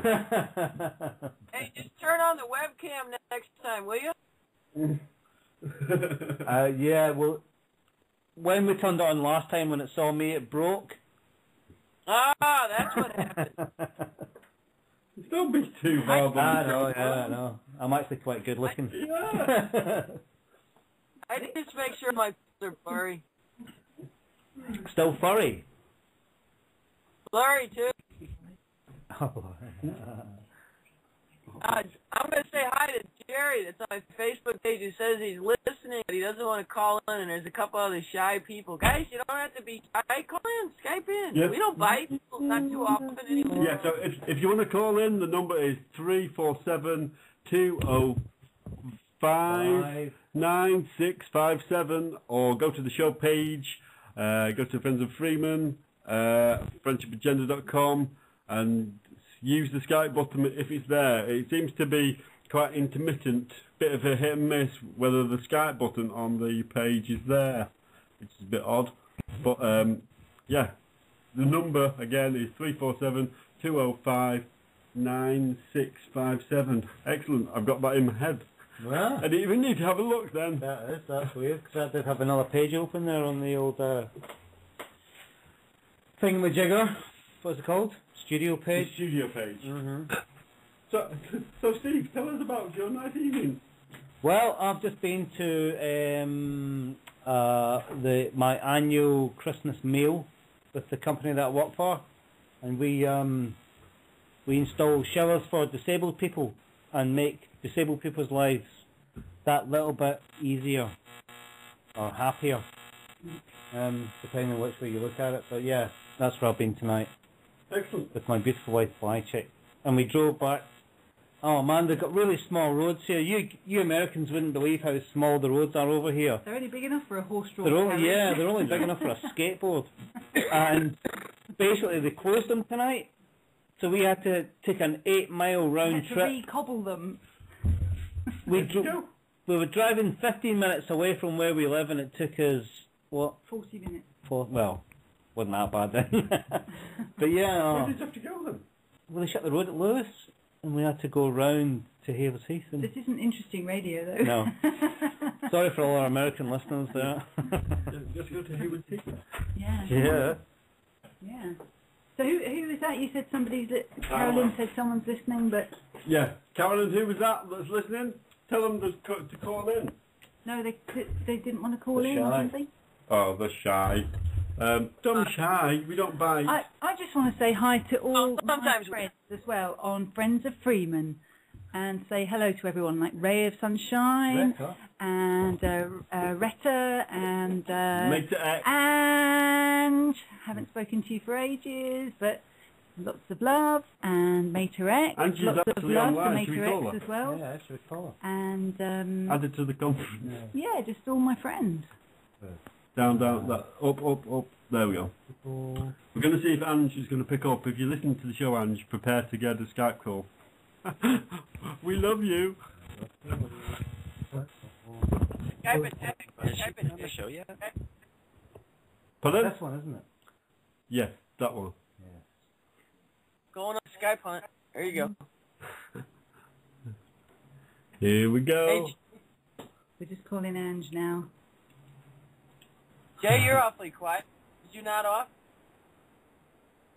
Who, Jay? You're not off. I can hear. Is that your cat purring, or is it Jay snoring? No, I'm talking to Swami. I'm going to see if he wants to come on. Swami, yeah. Oh, Sammy's on Freighter Freighter X's show this week, so that'll be a really good one. I look forward to hearing that. Yeah, he did two great shows with Max Egan, and then he did that wonderful one with Joe Farrell. Man, Freighter's really cooking. Yeah. Yeah, yes, yeah. And then, is it next week he's going to have the... It's a recorded show, isn't it? Of With Nick Redfern. Nick Redfern, yeah. Nick Redfern's really cool. He's amazing, yeah. He writes quite a lot for this Australian website called Mysterious Universe. And they do like a little podcast each week. And Benjamin and Aaron there from Mysterious Universe, we'd love to have you two on the show because you're such a laugh. You have such a lovely little take on the universe and how mysterious it all is. It is, isn't it? Yeah. You have delve into cryptozoology, like lots of Bigfoot things, and they've had this recurring thing on about this little Jewish wine box called the Divot Box, right, which appears to be like possessed, and every owner that's had it right, has experienced really weird shit going on, and then even to the point where people that have just listened to the show, to their little podcast, things have happened to them while listening to the show. So what happened to you after hearing it? What funny little thing happened? Nothing. No. Nothing to report yet. No gems. Yeah. I saw an interesting thing the other day about.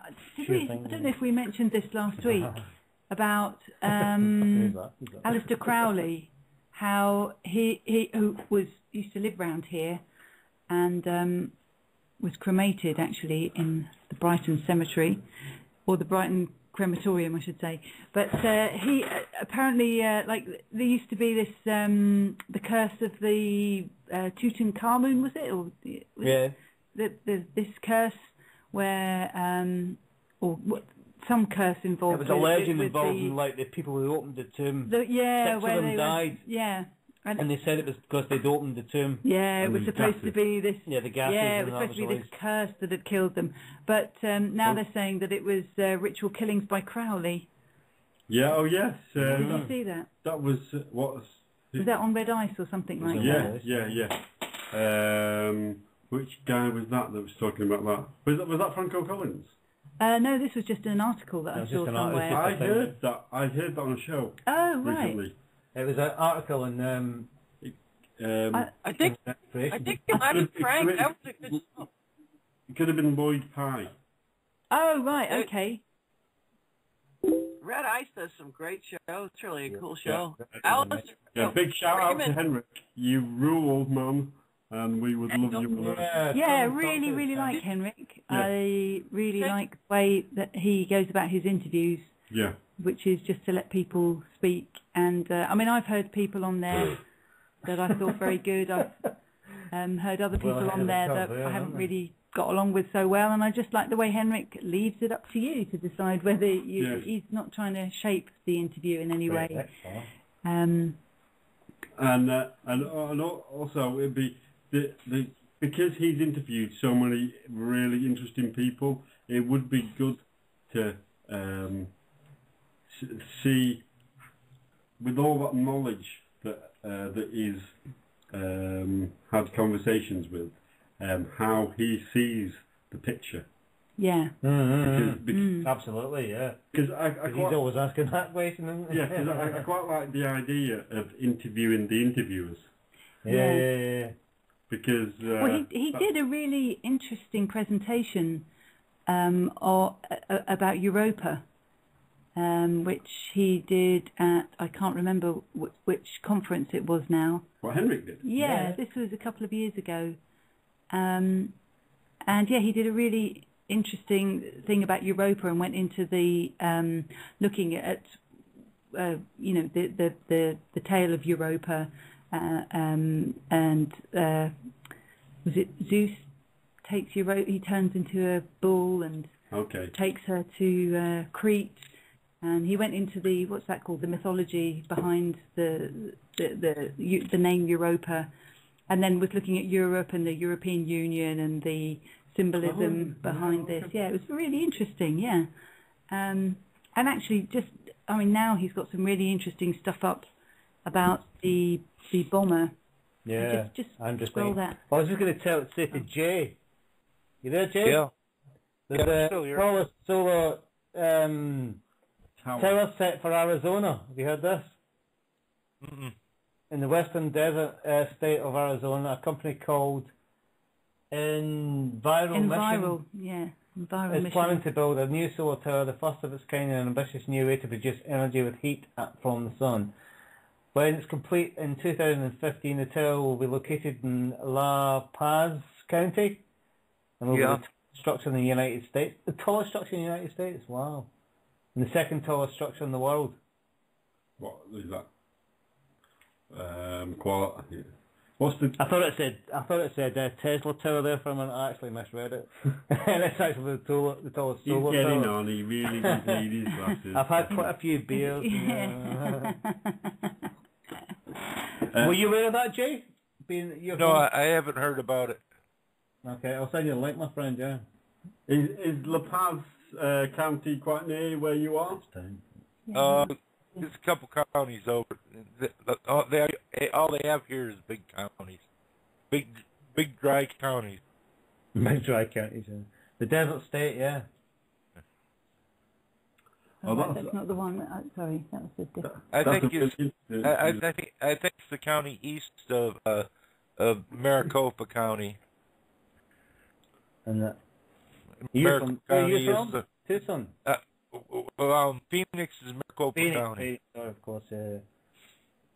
But are you a Floridian originally, Jay? No, actually, I'm from Michigan originally, but I spent 20 years prior to coming out to Phoenix and down in Naples, Florida, Newport Richey to Naples. All right.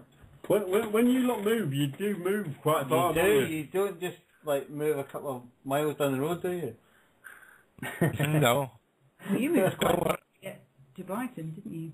Yeah. Well, in comparison. I know, but we haven't got thousands of miles to move. We'd be in the sea if we moved a bit much further. Go on, Jay.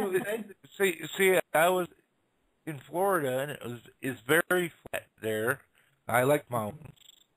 Right. So at least I can look out my window and see mountains. Yeah. I should take you to my hometown, mate. You'd love it. When you see nothing but flat for 20 years, you get tired of flat. Yeah. We've got an area in this country that's very flat called East Anglia, and Which used to be attached to the Netherlands, didn't it? Yeah. Netherlands, yeah. That's why. Belgium and Holland, yeah. Well, that's where you're from, isn't it? Well, I'm not from there. Oh. I did live there for quite a long time. I'm from the Midlands. All right. Yeah, Leicestershire lass. Leicestershire. Yeah. What's that accent, haven't you? I never had it, darling. So, who's still with us then? Oh, it's raining here. Oh. We're sorry about that. We're sorry. I can't see where the Skype call is and who's. It's a really beautiful starry night out here tonight. Oh yeah, it's real. It's quite clear. Very big aspect of Jupiter right now, Jay. Yeah. You go up to your government and sue them for not bringing the sky properly. Well, tonight actually seeing the stars and they're not doing their job. Yeah. Well, we've just been to a restaurant in the countryside where there's no light pollution, so that's why we could see the sky real clear. But now we're back in the city; it's not so great. Well, I think they're starting to learn that chemtrails don't do darn good anyway. Yeah, that's funny. I haven't seen that many recently. I was wondering if maybe the solar rays that are coming in at the moment are kind of making the chemtrails just not work or something like that. I don't know. Well, see, the brain's supposed to electrify it. Pardon? That was still electrified. The barium in the salts that they pour out into the air, Yeah. the barium easily ionized by photoelectric effect. So what will happen is with all this energy from the sun will produce abnormalities of increased electricity or ionization of the air. I've wondered as well. Yeah, that makes sense, man, because they've been dissipating a lot quicker. Yeah. Really? And with higher voltages and stuff like that, the chance of rains and a lot of storms and stuff like that happen because of them spraying those chemtrails. I've wondered as well if, like, the frequencies that they're using on Earth, I mean, at the moment, you know, I don't know, just all the different sort of military frequencies that are being used, if they are having such an effect that they're actually making what used to be vapor trails that used to disappear, whether they're just kind of they're highlighting something, kind of making it show up. You know, that way, if you put Polaroid glasses on, you can see things that you couldn't see before. If, like, with this particular vibration in the air, this particular frequency that maybe military are using now, that they're making these, you know, if it's at a high frequency, you're able to see the trails much longer. I don't know. Well, with Rather the than it ionized, actually being something being sprayed, if it's just something that's actually being, you know, that we're actually seeing. they're like nanoparticles. I don't go along with that. I think it's definitely barium that's in there. And they're nanoparticles. They're picking up these things in the water, in the soils, aren't they? So there obviously is something in there. Two types of airline contrail chemtrails, isn't there? There's ones that don't last, and there's ones that just come out in a thick old piece of shit. Yeah. And they usually go around in the mornings. First thing in the morning. First thing in the mornings. Yeah. The sky is littered. Well, sort of 2 weeks ago it was real bad, wasn't it? But lately it's not been. Yeah, the skies of the day have been really clear, haven't they? Real blue as well. And you can feel you know why? They're probably running out of punch. Yeah. That's the vitamin D coming out. Yeah. They're probably running out of funding. Funding, yeah, right, yeah. I don't know. You know, you don't do it. You have to do it. You have to have the funds to do it. Absolutely, yeah. Well, yeah, the euro is going down, isn't it? Sure is, and as is the dollar. Yeah. So crashing, man. Well. Well, you can't have a closed system like the monetary system, the illusion that's money and hope it'll last forever. It's done all right up until now, though, isn't it? But it's not backed by. It's not backed by anything. It's exactly, yeah. They're trying in this country. What's been going on is that we've been kind of swept into the European Union, but haven't actually been told about this. So most people in this country still think that they have a prime minister which rules this country. They haven't actually been made aware that there's been a takeover and that we're actually ruled by Europe now. But what they're trying to do now to make it legal, is that the right term, under their rules, is that actually right now people could actually rise up and say, look, all you politicians have acted treasonously, dishonourably under treason, and you've sold our country from under our feet, and you all need to be dealt with. But instead they're highlighting the fact that these politicians have spent more money than they should have and haven't declared money, and they're sort of trying to make us hate the politicians for this reason, whereas really we should be hating them for the fact that they've all been involved in treason, in selling our country to a foreign power which is now being taken over by the Germans, who are trying to negotiate taking control of Europe on their terms. So who won the war there, I wonder? Well, Angela Merkel this week announced that she wouldn't put any more of Germany's money into saving the euro unless it's on their terms, and she actually said that. Yeah. But what they're trying to do in this country as well is the other week she was saying that she'd be willing to give away some of the Germany's sovereignty to do that. But not now. She's not. She's but they're along kind with of Sarkozy. Throwing in this idea of a what's it called, where they ask you to a referendum. A referendum. Yeah. And now, if we have a referendum in this country about whether or not to join Europe and join the euro. Join the euro, and for Europe to help us, this would be the confirmation they need from the people to say, right, yeah, it doesn't matter if it's yes or no. It's because we've actually taken part in the referendum that means we've given whether away we vote our yes or no, we've given away our sovereignty by doing that. Yeah, you've given away your sovereignty by even taking part in it, because you're actually by being taking part in it. You're acquiescing to the system. So therefore, tacit agreement, isn't it? Tacit agreement, exactly.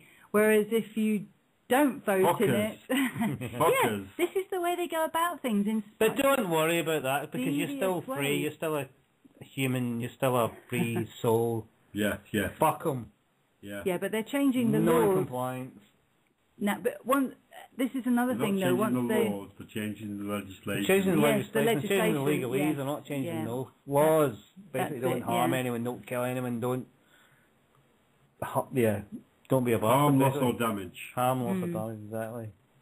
And we should also kind of note to the people who think, like the people who are working in the forces, police forces and security companies and things like this, who are going to be made to kind of enforce these things, that it's your families who are going to suffer under what's happening. Yeah.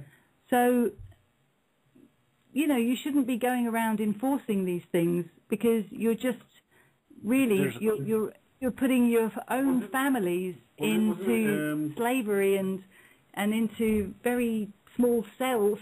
Wasn't there like a traffic warden or like a civil enforcement officer that went to and said to David Icke, give me this extra warrant card? That was a parking attendant. That was about 3 years ago, wasn't it? That was a parking attendant. Yeah. Even more than that. Maybe even more than that, yeah. And they were given two warrant cards.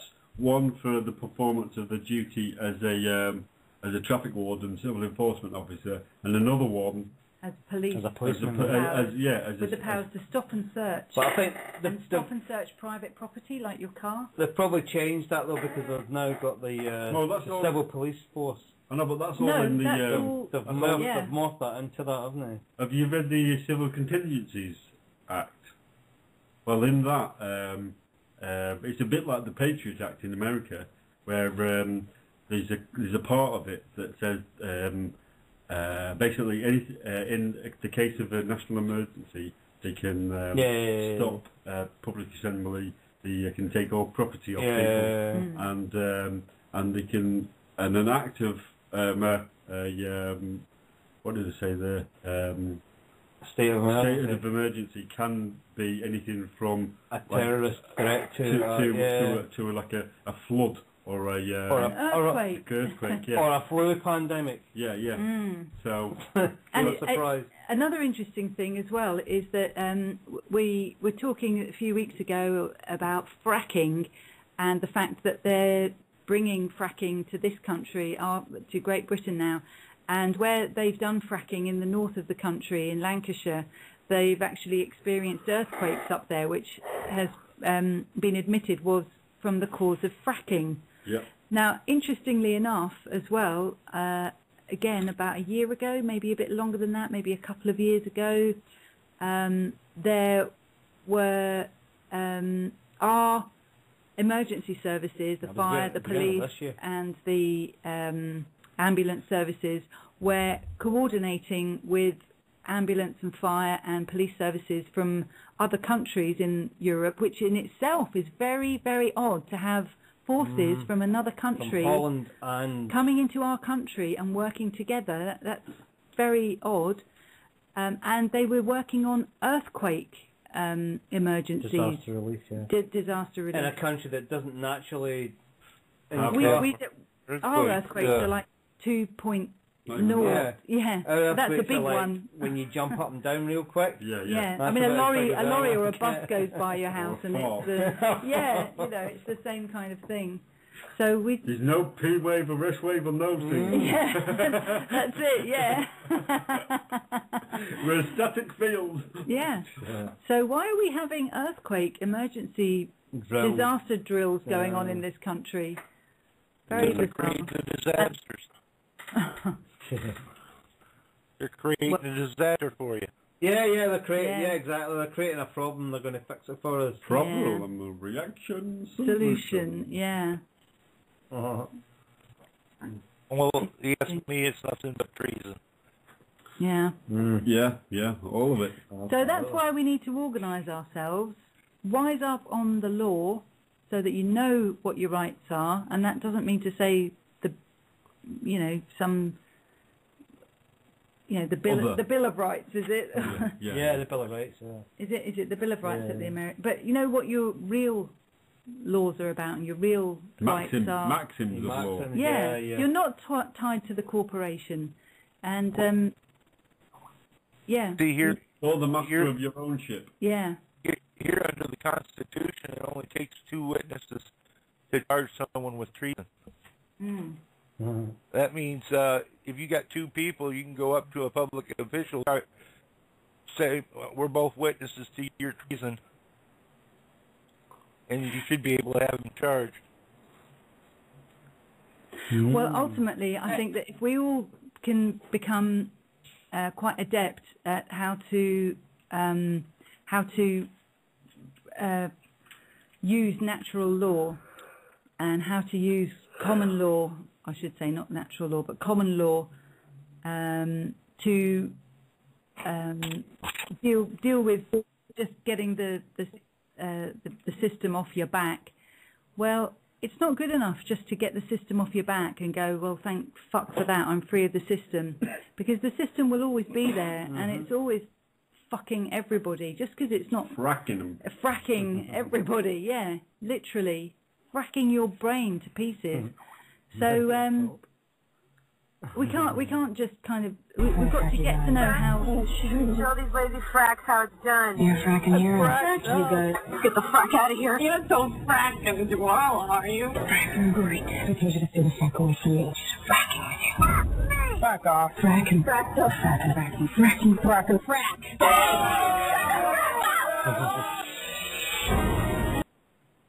Oh, I like money. Yeah. I like money, though. Carry on. This is it. It's not just about making money. It's not just about, right, okay, I know how to... Can't believe you like money, too. It's not just about fracking the system and, getting a bit of free money or something. It's about actually taking to task the people who are trying to jackboot their way into this world. Jackboot? Yeah, well... That sounds quite SF-like. It's quite harsh, isn't it? Yeah. Well, when you see things like that law that's just come in America, what was it called, where they can...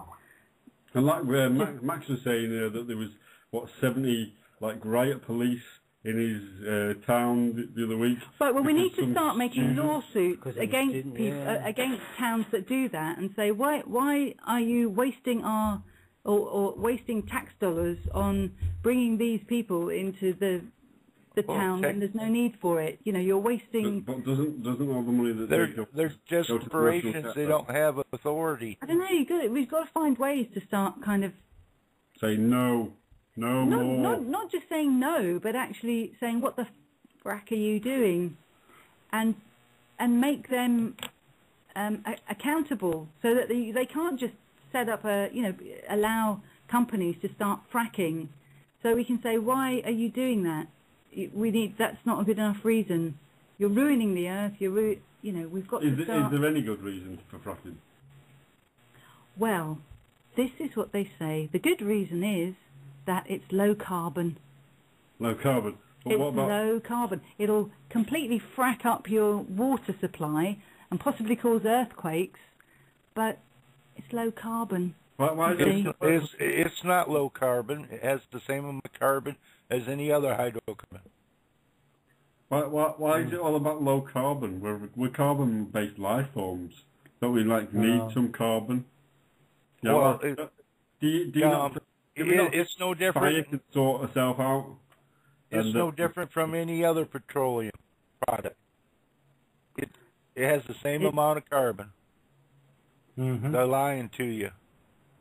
Oh, yeah. Of course they're lying to us. Of course we know that, yeah. Are you kidding me, man? You know Somebody's they're lying to us.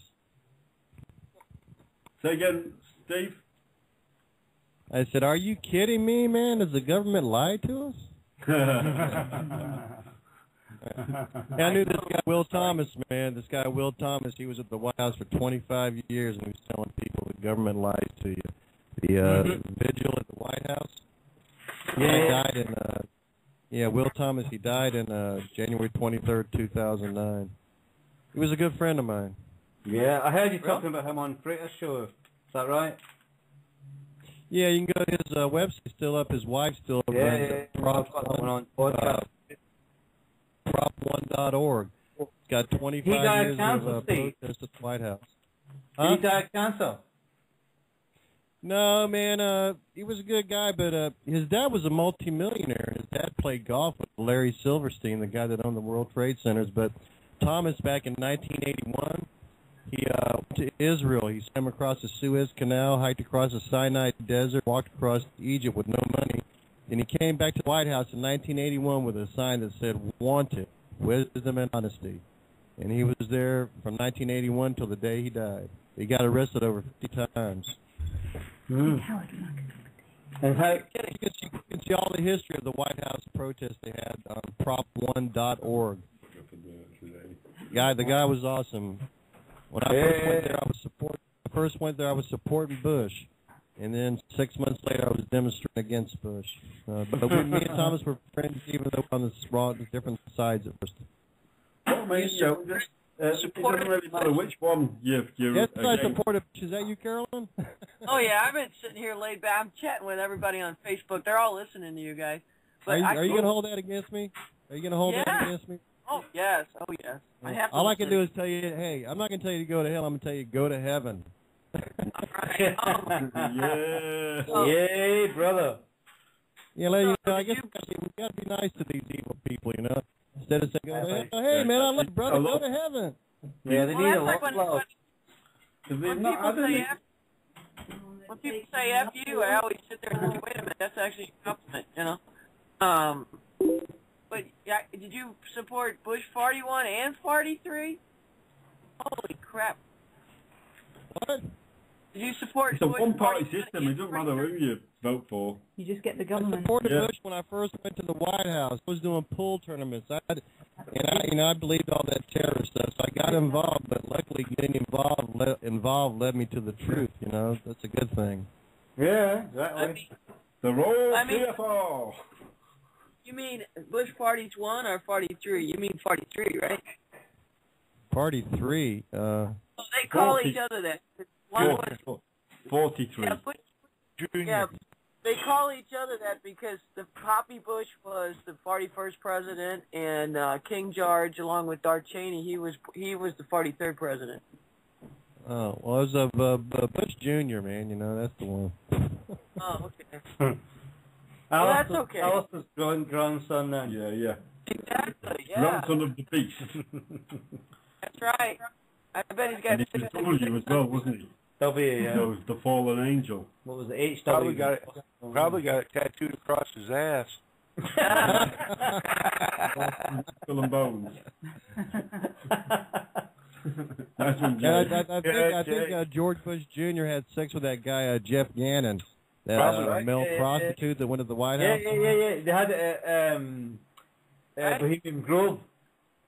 You know he's dead, don't you? He was taken to Bohemian Grove, that male prostitute, the porn star, yeah?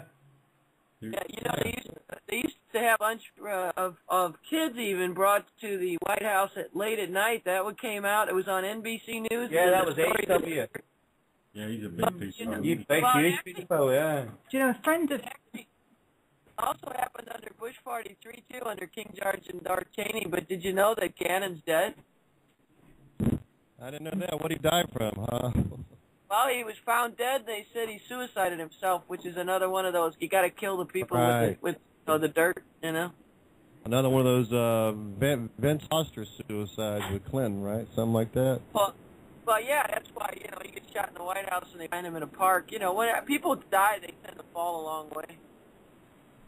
I can't believe they're not paying attention to Ron Paul all you hear now about his Newt Gingrich, the new guy. I met Newt Gingrich. I shook his hand. This in Fayetteville, Georgia. This guy that owned a Classic Q there was friends with Newt Gingrich. Newt Gingrich came there. He was like in '95, and he walked up. I shook his hand, and I tell you, I looked in his eyes, and he's got the eyes of a shark. He don't have a soul. Yeah. I'm glad you said that, Steve. I got to say the same thing about John McCain. I shook his hand when I was a Ron Paul supporter, and I saw Ron Paul a few times. I hate to tell you guys this, but John McCain had those black soulless eyes, and I saw the same thing in Ron Paul. What do you guys think about Ron Paul for real? Yeah, Ron Paul's just controlled opposition, mate. Right, he's controlled opposition, giving us false hope. Yeah. Yeah, that's too bad, man. A lot of people believe in Ron Paul. I know. Yeah. Even Frank Zappa, bless him. He's got 2007. In 2007, I had a meetup group, Spartanburg Ron Paul Mobile Sign Wars in Spartanburg, South Carolina. Sold all kinds of Ron Paul stuff. Met met him a few times, and there just wasn't something right. When I look at his wife, he got a discerning of spirit. You can see the spirit in his wife. It's out there. She's the East Star. You can't be that unless your husband's Freemason. Yeah, you're right. Yeah. Let me ask you this. Hey, does anybody know, are all Freemasons bad or all of them bad? No, not all bad. Raiders, they're not all bad. All the Scottish right are. All the ones who are in power are, but... You don't know that. Yeah. When I was at the White House, I met a Master Mason. I met a Master Mason at the White House. His name was Tyrone Jenkins from Troy, Tennessee. And he was a creepy guy, man. He tried to manipulate me and stuff, and I just told him to get behind me one day, Mm-hmm. To get behind me in the name of Yeshua. Get behind me, shoo you away. It's like you gotta shoo away the pigs, Yeah, Shoo, yeah. shoo out of here, pig. That's what you got to do. The Archons, man, you got to shoo them away. Yeah. Say, go away. I have no business with you. Yeah, get behind me, you devil. I'm gonna dance on your head. Yeah. Hey, pet pigs are cool. What kind are cool? Pet pigs are cool. Pet pigs. Yeah. Like you ever pot-belly pigs and stuff. Yeah, pot-belly pigs. And the only thing I heard about a pig, if a domesticated pig gets back out in the wild, in a couple of weeks that pig is wild again, Pigs are very smart. They're smarter than dogs. They're actually very smart. I actually feel bad that I like bacon so much. I always thank the pig or whatever I'm eating, saying, well, okay, I'll meet you in the next life and apologize. Maybe he'll eat you in the next life. Well, he probably has. You never know. You should be so lucky, yeah? Yeah, more ways than one, yeah. Hey, has anybody here ever been to the stairs in Georgetown where they filmed The Exorcist? I was in the hospital in St. Louis, and I actually knew the seminarians that worked on the real exorcism that this book is based on. Yeah, well, everybody thinks it's the stairs, but me and this guy Michael Burke I met who could talk God, we went over there, and the real evil is that stone wall right beside the stairs. He said all those stones were brought from a cursed place. Well, There's a stone wall. The real exorcism that the movie's based on was in St. Louis at Election Brothers Hospital. And I was in the hospital, and it's very, very fracking scary. And you see shit in the hospital all the time. I knew the seminarians that actually worked on exercising it, and it was a little boy, not a girl. And I met the exorcist himself, and I met the kid's aunt who still lives in St. Louis. The boy is alive. He's got a couple kids and stuff. And it was extremely creepy. I'm serious. At the hospital, curl your hair stuff. I mean, I was in there when I was a teenager, and I had something wrong. My knee just was hurting, and they couldn't figure out what the fudge was going on with it. So they had me in there, and I had some poor lady in the room with me that kept having surgery, nice lady. And we had the weirdest stuff happen because on that floor, windows would open up, and all of a sudden rooms would fill with flies and shit. And actually, they even had a mental ward down the hallway, and I was always worried. I'm thinking, man, don't open that fucking door. Fracking door. And they had a guard sitting there. Howard can tell you all about that.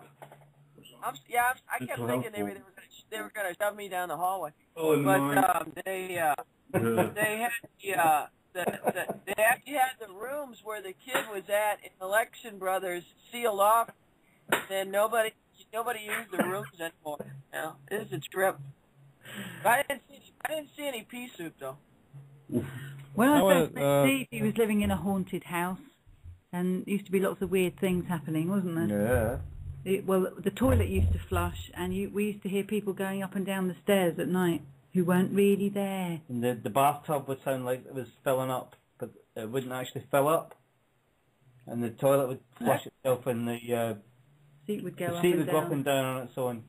How bizarre. Oh, you got some. Yeah. And I was there on my own for like 3 weeks once in it. So I can verify as a sound of mind person that it definitely fucking did that and used to freak me out. I used to live in a house with a gay ghost. And put the willies up me anyway.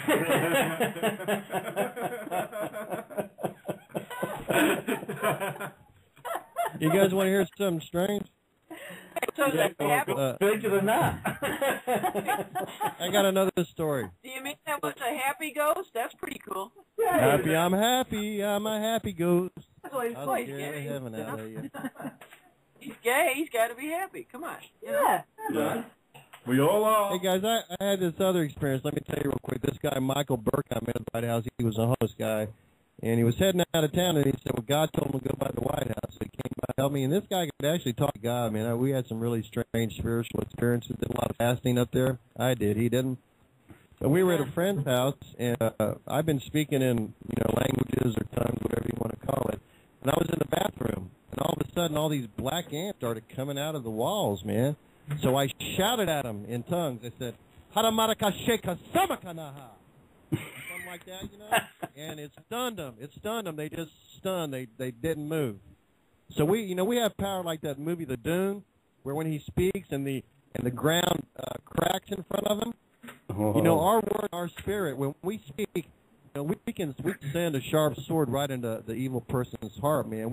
Our word, our spirit can pierce their soul, And it's true. Fuck yeah. Fuck yeah. Coming down and hitting on your head, Bush. Give me some holy I don't have light. any. I got to get some beer for this conversation. Holy crap. Crap really hold? I don't know. I mean, Yeshua did talk about dung a lot or shit, Hi, this is Ron Jeremy. You're listening to Sonic.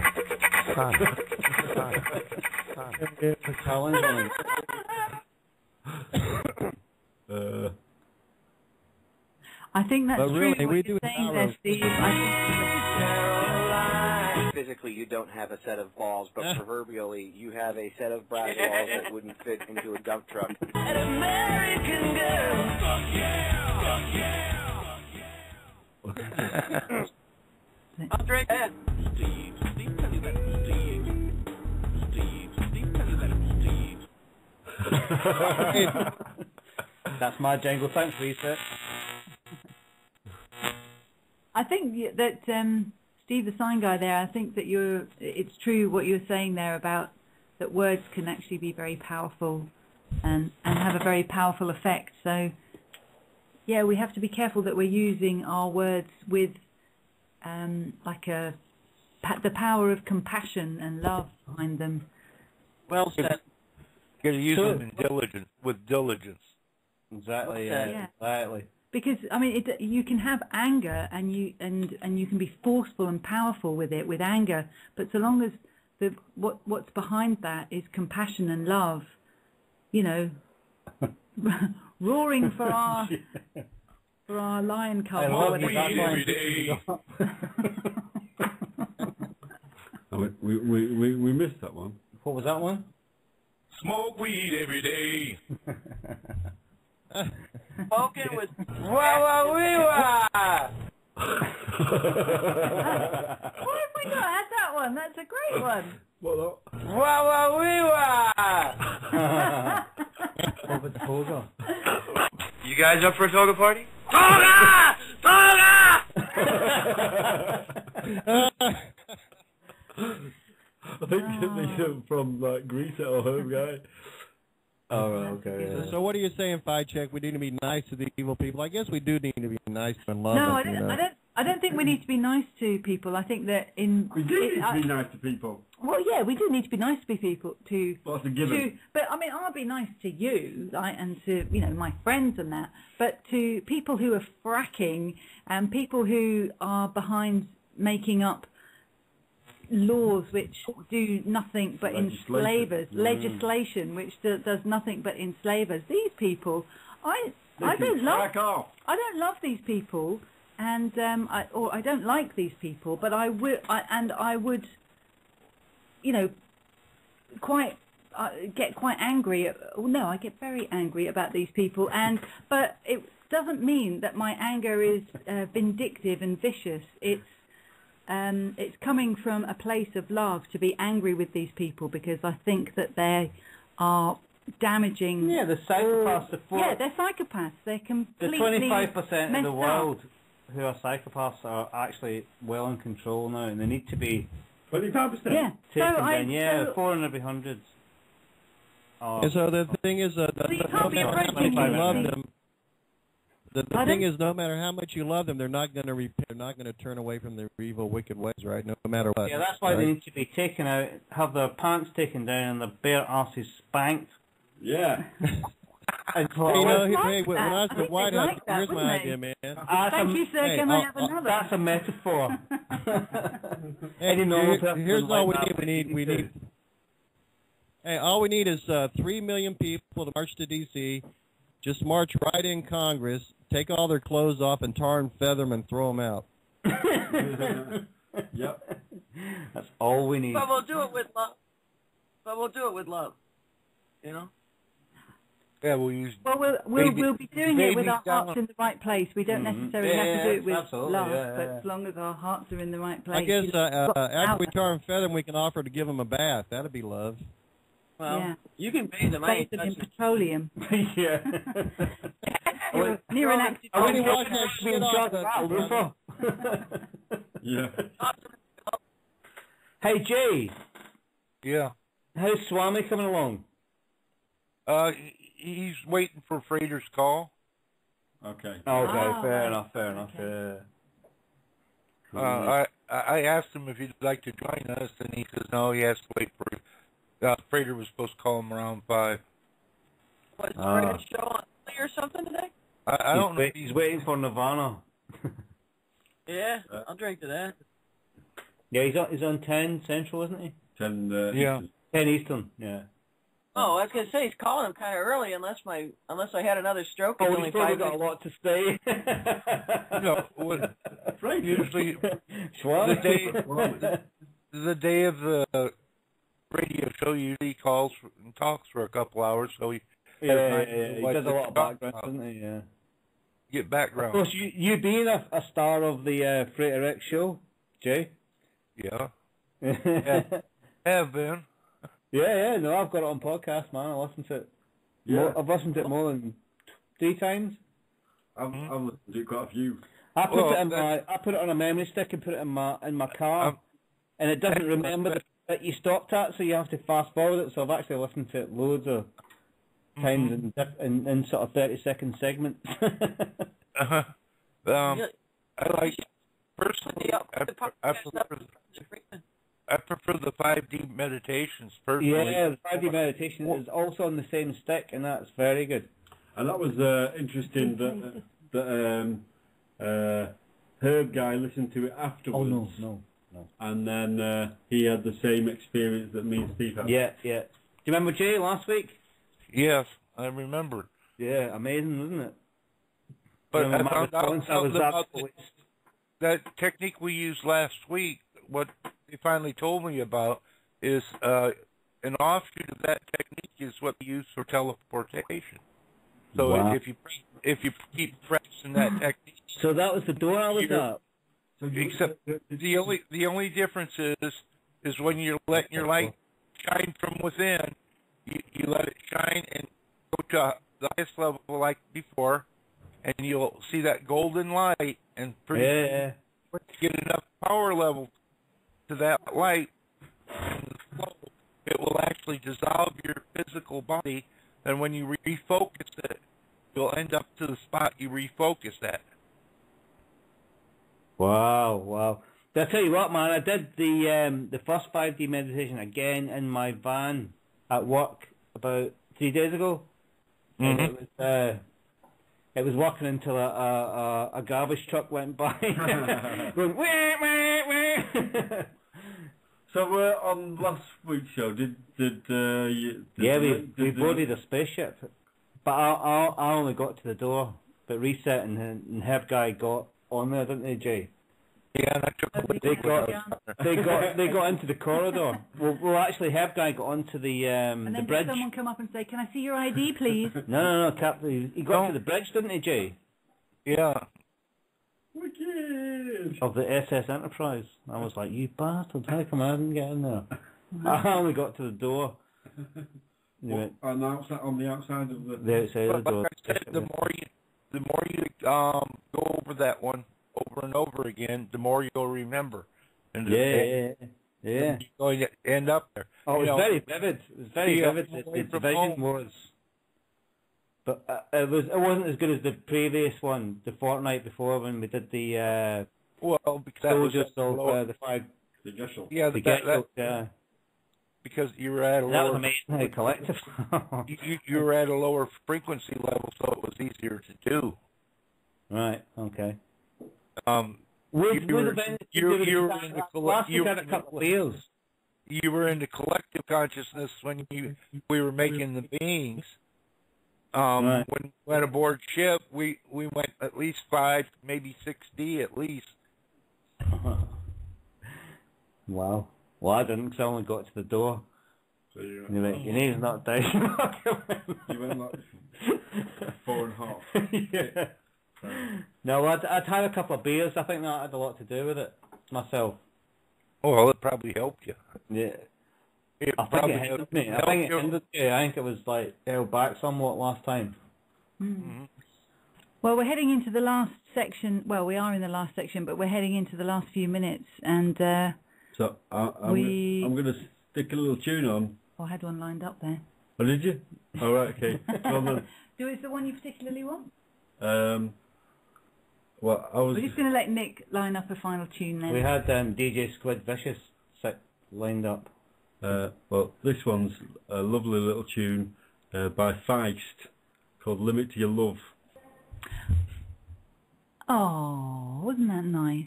What a lovely way to bring us through to the final hour. Yeah. That was Feist and Limit to Your Love. Yeah, lovely little tune I've found recently. I don't know much about the band. That had a bit of a 70s vibe to it as well, but not necessarily in the porn mode. Not in the... Hi, this is Ron Jeremy. You're listening to Sonic. That's just genius.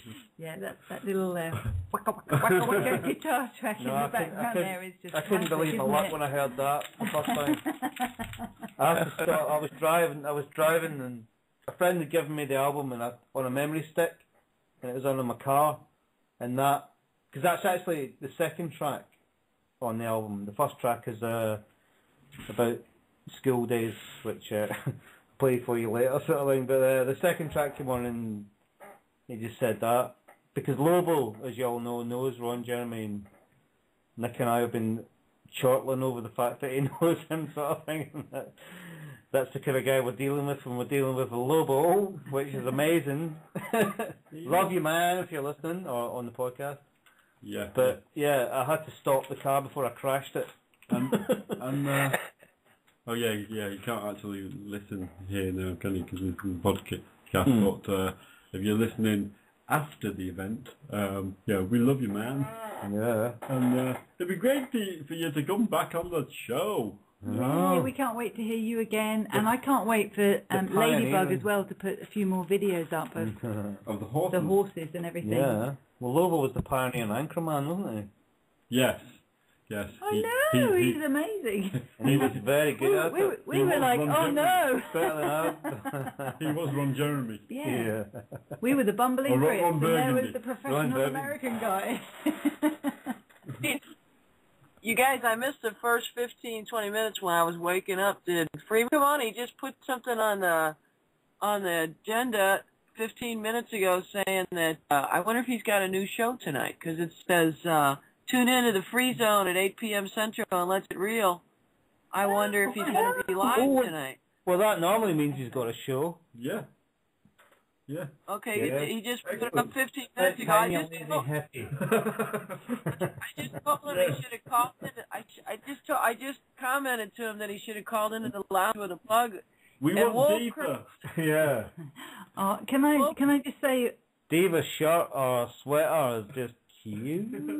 Have you seen? I would have. On the Facebook, and she's pink.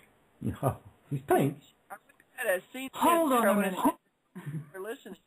There's something so wrong about turning your dog pink. No, it wasn't like pink. It was just sort of more like a hint. Was it dog with a hint of pink. That's not all there, is it? No. Now hold on a minute. This is getting a bit kind of weird. LA when people start kind of, putting clothes on their dogs and dyeing them pink. She wasn't dyed pink. Let's put that as a disclaimer. No, she was photoshopped pink. Yeah. I don't know. She looked pink, but just a little pink. Not like. Was she just blushing? Was she just embarrassed at something? Embarrassed at having to wear that sweater? Do you think? I'm blushing the little dog. Oh. She's so cute. Hey, Alan's back. Should we call him? Are we? Yeah, we can. We can pull him up. He just put it up an event that he just put up the Freeze event, so it is going to be live tonight. He says, I'd love to hear from you. He's got the call numbers out there. Can I just say, oh yeah, here you go, yeah. Earlier on as well, not earlier on, but the other day, I was talking to, who were we talking to? Was it not Brett? Yeah, it was Brett, wasn't it? Brett and Brandon. Yeah, Brett and Brandon. And it was really good to talk to you, Brett. That was a lot of fun. And I'm sorry that I had to bail early, but I had to go out. But it was good to hear Brett, good to hear Brandon too. I just wanted to say that. Yeah. Brett and Brandon. Brandon as in... That's when you guys... The site dude. Yeah. Yeah. The involved observer. Yeah. Yeah. So there is a free zone tonight. So, yeah. Did you all see the Occupy Philly eviction video? No, I was going to watch it, but I didn't. No, I haven't seen that. It's on Freeman's page, yeah. Yeah, Freeman, Monty, and.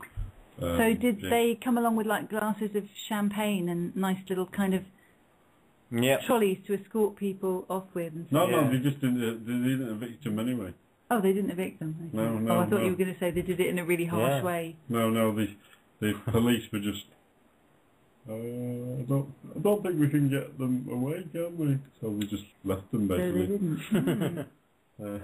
Let them occupy. What harm is it? This sort of. They'll die of the cold. when one person says something and then they repeat it back. That's weird, isn't it? It's weird. It's like school or something. It's like Fight Club, isn't it? It's like he's got a name. His name is John Paulson.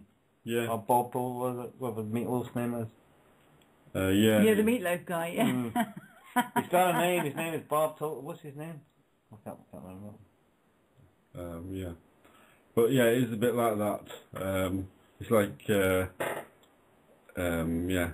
in school where you have assemblies and you like repeat after the teacher. Yeah. It's very odd. Yeah, and certain Very signs odd. to show that you're listening properly. Yeah. And yeah, it is a bit bizarre, isn't it? I haven't seen them doing that in the Brighton occupation. Is this because you're on a thingy? You can, Did anyone get back to you from delete Brighton? the event. Freeman's not doing a show tonight. Don't say that. I'm not going. Freeman is doing a show tonight. Steve's just talking to himself there. We're not sure what's going on. Steve just discovered a whole new world, yes, which he shouldn't have no part in, so please take it away from him. Yes, Steve just realised that I'm moderator on Friends of Freeman and we're logged No, I've just realised I'm on your page. Well, sign out then. Good idea. Yeah. See, this is what happens when I take Steve out and give him a few beers. He goes Tasmanian devil. Yeah. He does. Steve, the sign guy from heaven, you still there? He's gone back to heaven. Oh, he's gone back to heaven. Yeah, right now I'm Steve, the sign guy from hell. Yeah. You guys are having way too much fun over there. I got to move to Brighton. Well, yeah, come we've on, just had a come on down. lot of free drinks, so what are you gonna do? Did I hear beer? Did I hear beer? Yeah. I'm coming. Lots of beer. Oh, Freeman has invited you to the free zone tonight. It's Well, I'm looking forward to the free zone tonight, actually, because I'm sure Freeman's got a lot of quite interesting stuff that's been going on his travels. Wait, my student's going crazy. I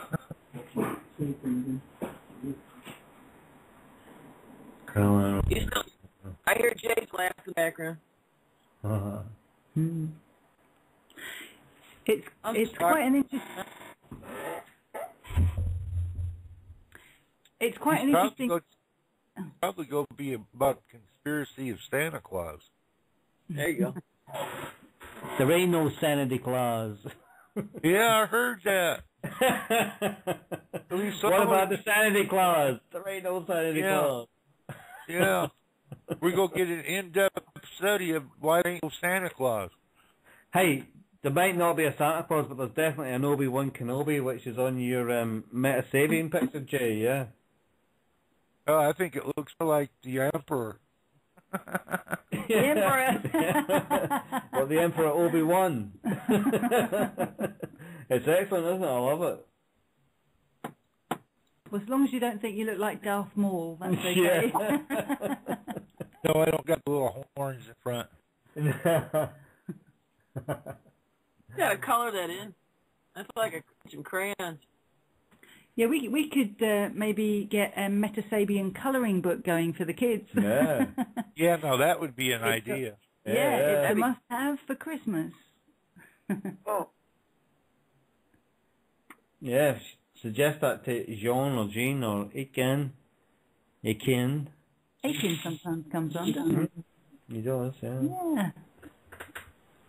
See if he's around. Oh.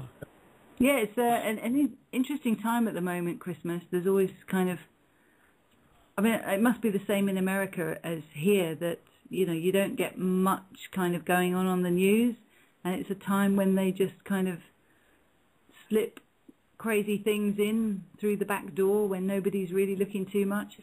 And beer in the shops here at the moment is quite cheap, isn't it? They're doing quite a lot of sort of good offers on beer. So they obviously want everybody to be, you know, just getting a bit kind of tanked up and not really you know, kind of, you know, oh, let's forget that everything's doom and gloom and just drink beer and not really bother too much for the next 3 or 4 weeks about what's going on. So there's bound to be some quite interesting stuff going on. Keep your eyes open, friends of Freeman. Keep vigilant. Which I know everybody does. It's great trawling through the site and seeing the things that people put up. They're wicked.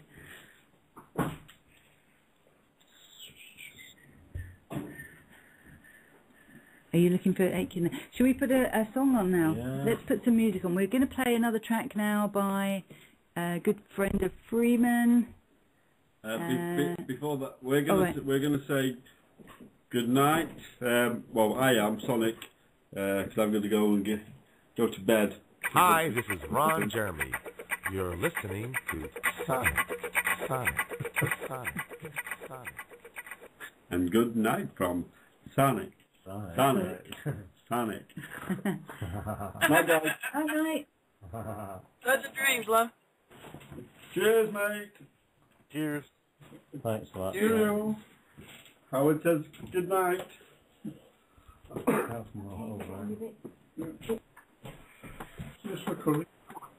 Did Steve tell you that, perchance? Steve. No trouble. Took themselves off to bed when they had enough for what's name. Yeah. Okay, keep moving. And yeah. Hi. So which one are you looking for? The I'm looking for the Squid Vicious. was that it there? Yeah, we're just looking for it. Well. We've got quite a good Squid Vicious track. It's just below your.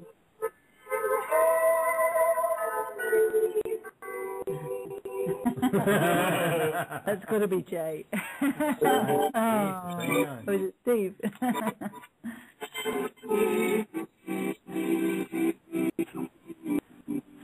Oh.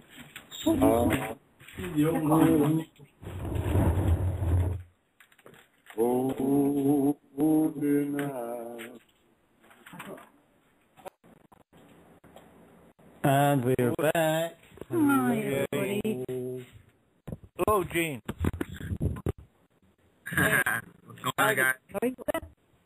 Hey. Hey, Gene. How you doing, Ken? They were looking at my made a Sabian. They come up with an idea that it make one heck of a coloring book for kids. Yeah, that would be that'd be something new. I wouldn't mind. I'm not against doing that. That's a great idea, actually. Thanks. Yeah, it's the must-have for Christmas. Yeah. The Friends of Freeman Metasabian. You get your own colouring book. you get your own Metasabian pencils as well that are lightsabers as well. Let's not go too far. Man, I should hire you guys as my marketing. Well, it's easy to do though because you just have to do it in black and white. You know. Yeah. How hard is Just that? send the proofs over and You just let get the it. kids You just colour get it it a print off. Just get them to print it off. That's true. Just get some Yeah, top so making that it wonder. kids could, download it and print it off, colour it in, have your own J Metasabian up on the wall. I really like Or Gene Metasabian. the Matrix's one's amazing. Yeah. Yeah. It's it's really coming together. It looks like an actual photograph. What's that? Gene. It looks like a photograph. Yeah. Her face does. It does. Just amazing. amazing. The Sure. eyes are sparkling. Wow, you guys should see my my long portraits, the ones that really take my time and spend hours on. That's photorealistic. But I mean, the Metasabians, I think that I try to get the likeness, you know what I mean? But a lot of times I'm like, oh, does it really look like them? But I'm glad you guys like it because it's a really I like the fact that everyone's really appreciating it more so than I would think. You know, it's really a good look. I like it, and I'm glad that people like it too. It's so different. I thought people would just be like, oh yeah, it's just a drawing, but everyone's really taking it to a new level, and I'm like, it's making me work harder to even get more out there. So don't worry, guys. I'm working my way up for everyone. All right. Yeah, I think they're incredible. Right, incredible, yeah. Amazing. Yeah. It's quite. What's that? I was just going to say it's quite unique as well that like the so much is unique about the Friends of Freeman website anyway, or social site, but just the fact that you can get your own kind of portrait done as well is just amazing. Yeah. You don't get that on Facebook. Yeah, that's the real. Yeah, it's really the portrait aspect of it. I like that. You know, it's really you know, stepping up the idea of getting a regular portrait done. Because I do that also. I actually draw portraits for people for a living. But I find that I'm having the most fun with metafying people and having people part of this this whole awakening. You know, it's really cool. I think I'm having way more fun doing this than drawing you know, portraits for people and they just hang it up and that's all that happens. You know what I mean? This is fun. Yeah, cool. Yeah. I think my passport's up for renewal in about 2 years, so I'm going to get a meta for my passport. Do you think they'll allow that? Well, you got his face on, and you're not glasses. Do you think that'll work, Gene? What's that? For my passport photograph. I'm going to use my meta for my passport photo. Dude, they not believe it. I don't know. They might get threatened by it, you know. But it's a great. What do we need a passport for anyway? That's a government issue. Just come up with our own ID. Yeah. The nation of misfits. You know, Jim, I was just going to say, your energy really reminds me of a friend of mine who's an artist, and we all used to live in a house together.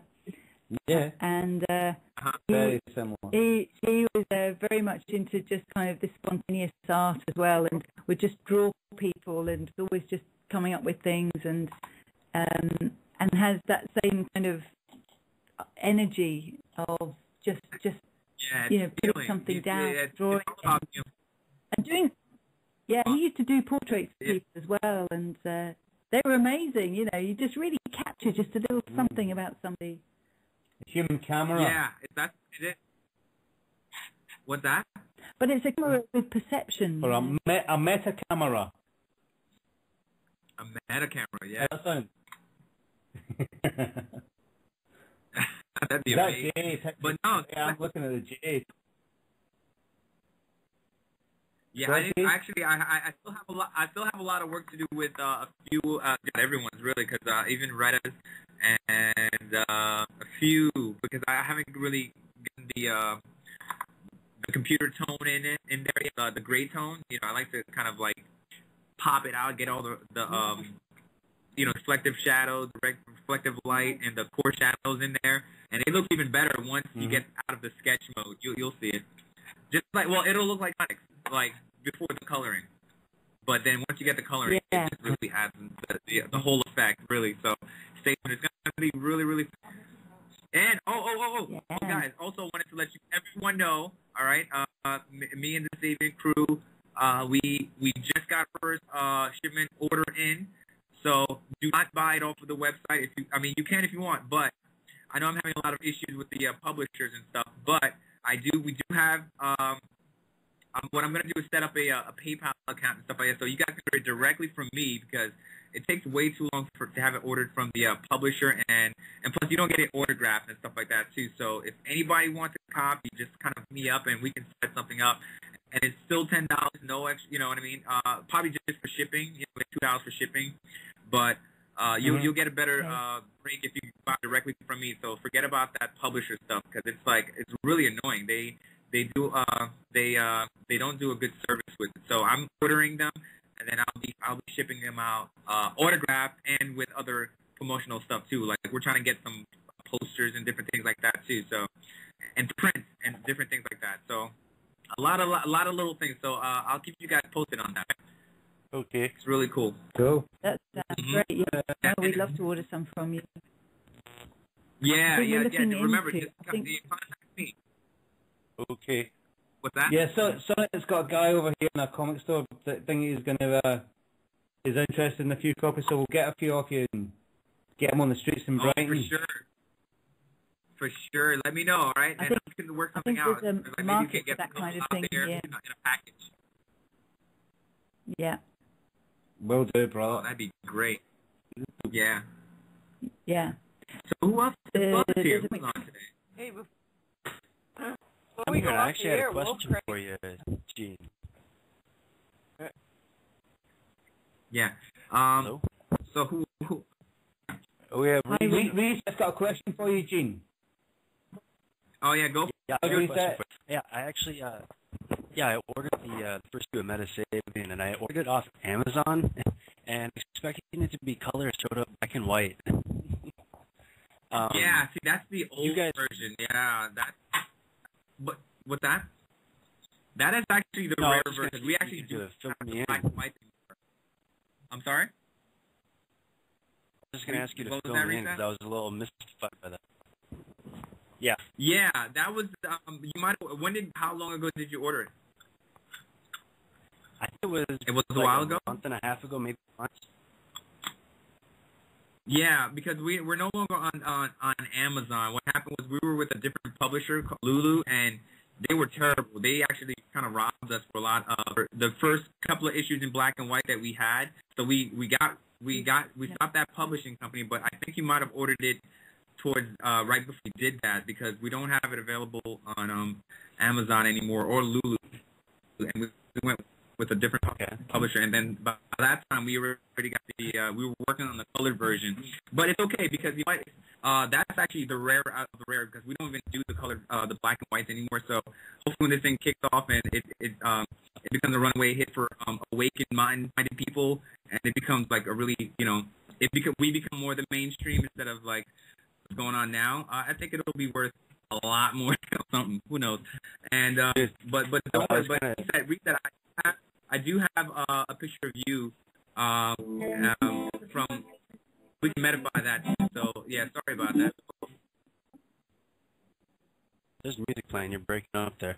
But no, I was gonna say I was joking with Sonic and Energy Free J the other night, saying, I ever run into you on the caravan or something, I'll have to have you fill it in by hand or something. Colored in for me. That'll make it valuable too. Oh yeah, sure. But anyway, okay, I was just a little bit curious. Oh yeah, I know, no problem, man. Okay. But yeah, check back with us though. Carolyn, you wanted to get yours done with half cougar, half human? Yeah, I think that would be cool. I had to unmute my mic. Sorry about that. I was going over to Wolfgang, his profile page and Friends of Freeman to tell him E-hug, and I wish he'd have Skyped or called in because we always listening, and we heard he had cataract surgery. He or she, I really don't know. Wolfgang, what the hell are you? You're cool, whatever. I love the picture. I should know. I didn't look. But if I go back to your page, I'm going to put your music back on, so sorry. I just wanted to say we're thinking of you. I've had eye surgery, so I know it's no fun. I know. So hang there, and, we're thinking of you. So when you listen to the podcast, know that you're getting a lot of love and positive vibes, and you're going to see just fine, okay? So anyway. I want to get a cool. Hope it all goes well. And I definitely, I'll definitely take a picture. We'll get a picture of Wolfcrane too while we're at it. How's that? Make Wolfcrane feel better too. So I just want to sneak that in for the podcast ran out too. Yeah, definitely. And if there are any other messages that any other friends of Freeman want to send to any other friends of Freeman, then feel free to Skype in or message in or something. Because, it's nice to give a little message to friends out there.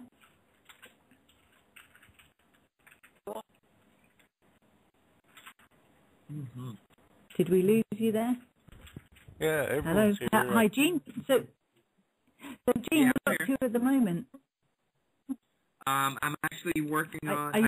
I stepped off for a little bit, but I can't. I'll be working on the second issue, and I'm actually working on the color of the second issue. It's looking really, really well, and we're well into it too. So we're kind of like finishing up the, like I said, the colored version, coloring aspect of it, and actually we're typing in the wording and the bubbles and stuff like that for the second issue. So we're gonna try to get this thing out and done before, as soon as possible. Probably by like next year we'll have the second issue, and it's actually a way better because a lot more in the story, a lot more in the drawing, because the first one just kind of was a test to see if we could actually do a comic book, but And once we did it and we learned a lot from it, we have a system developed. We're knocking out the second issue pretty fast. So we're going to have it done hopefully by the end of this year, towards the end of 2012, which is pretty huge. So that's the main thing. And also working on a few of the metas. I want to get Jay's colored in and done, and who else? A few people I haven't colored them in yet. So I got work to do. So I'm working on pretty much all the time for now. It's working out. So is Jay going to be in the book? Is he going to now be a character in the Meta Sabian? Actually, mostly everyone who's in this who I drew, we're gonna have them featured in the back of the second book, which is gonna be like a little bit of what the voices from you guys, basically. Like Jay has a lot of great information, great input. So once we get towards the back of the book, is more like the magazine style, more Q&A, more things where we want to make it like a magazine.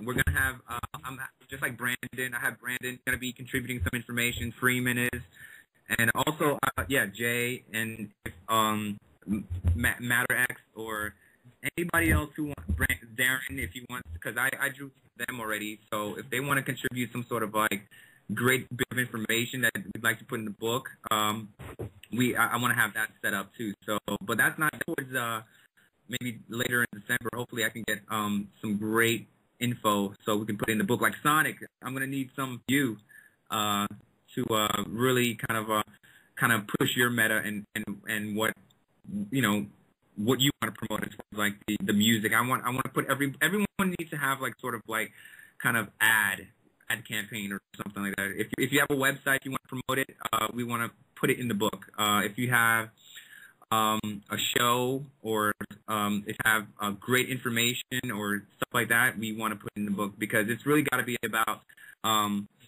information, giving out information. I mean, because we all have knowledge, we've all learned something through this life that our own personal life that we're living in. So anything we can do to input into the book to kind of help enlighten, help inspire, help awaken, that's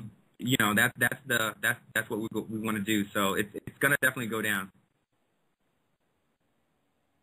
Hello? Wow. I'm sorry, was I talking? Great. I do talk a lot, so I just get lost. But yeah, that's the whole idea. So it's gonna be a lot of stuff. So it's gonna be a comic book / magazine Q&A where we have other metas, like Metasonic says something, and what would he say, or what would he like to teach you or inform you about, or whether it be something as simple as fluoride in water, or it could be something as complicated as chemtrails, and just enlightening people about it. And even having it in the comic book would be it's kind of like gonna be pretty ideal to kind of really illustrate what we want to convey to our viewers and stuff like that. So it's really going to be cool. I'm looking forward to it. Huh? That's amazing, because it's almost like it's a living magazine, because the people who are involved in it are, well, they're real people, and they're actually contributing in some way, and you're picking up on their contribution. And so people who maybe just buy it from the comic store would just go, oh wow, here's a comic book, and read through it, and perhaps not realize that.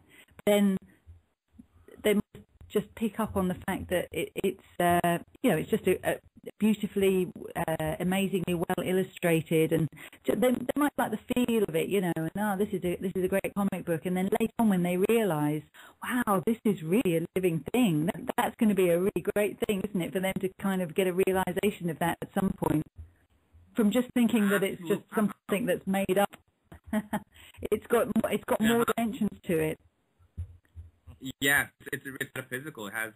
It's really taps into multi-dimensions and stuff. That's really what it's all about. And you explained it in such a good way. I couldn't have said that any better. But that's exactly what the package is for Meta. We want to kind of make it about the Meta Sabians, which are real people who have real information, who really want to kind of share it with. And I think I'm hoping that we can do that in reality, in real life, where people can can share information, share ideas without having, you know, any constraints and stuff like that. So it's a great concept, and I think if we work it well and we keep doing what we're doing, we're gonna really awaken a lot of people. And imagine us being the first, like, I mean, this first a small group of people who were kind of like to awaken a whole lot of people who had no idea. And you know, that's a great responsibility. I think we can definitely do a lot of great things with our abilities, with what we know, whether it's music, art, or science, or information, or just knowledge. We can definitely package it in a way where we can really help awaken others. So it's gonna be it's what we're here for, I think, right? Yeah. Anyway. Are you going to kind of incorporate real life storylines, things like the sassafras meeting and things like that? Where the meta. Yeah, great. Absolutely, yeah. I mean, just to give you a little bit of background, because that's the whole idea. The whole book is really synchronistic, and I don't know how much I've talked about it, but it's first book, which I didn't know it was going to be a comic book. I didn't know it was going to be a something that we were going to use it in this way. I didn't know I was going to meet everyone the way that I am now. It really happened synchronistically, and even the way that I met the guys, my partners, Bruce Jones and DL, it really happened in a weird kind of way without me knowing anything. I worked on certain pages without knowing what I was doing, and I drew certain things up without knowing what they were for or why I was even drawing it until after then it started making sense. You know what I mean? Like, the story wasn't built yet, but the whole idea was being put in front of me, and I didn't know why I was doing what I was doing. And next thing you know, I got a comic book, and then I'm listening to Freeman, and the book had everything to do with what we were listening to on the Freeman show, and then it started kind of manifesting in its own great concept. And from the name to the art to the concept, it really came out synchronistically. So that's why I'm looking forward to the next big transformation, because just to give you guys a little bit of inside scoop on it, like expect Metasaving to end up having some animation elements to it, because with the people that we're meeting, we're getting ready to do some really big innovative things where we can really kind of kick up the whole idea, kick up the whole illustration, and make it more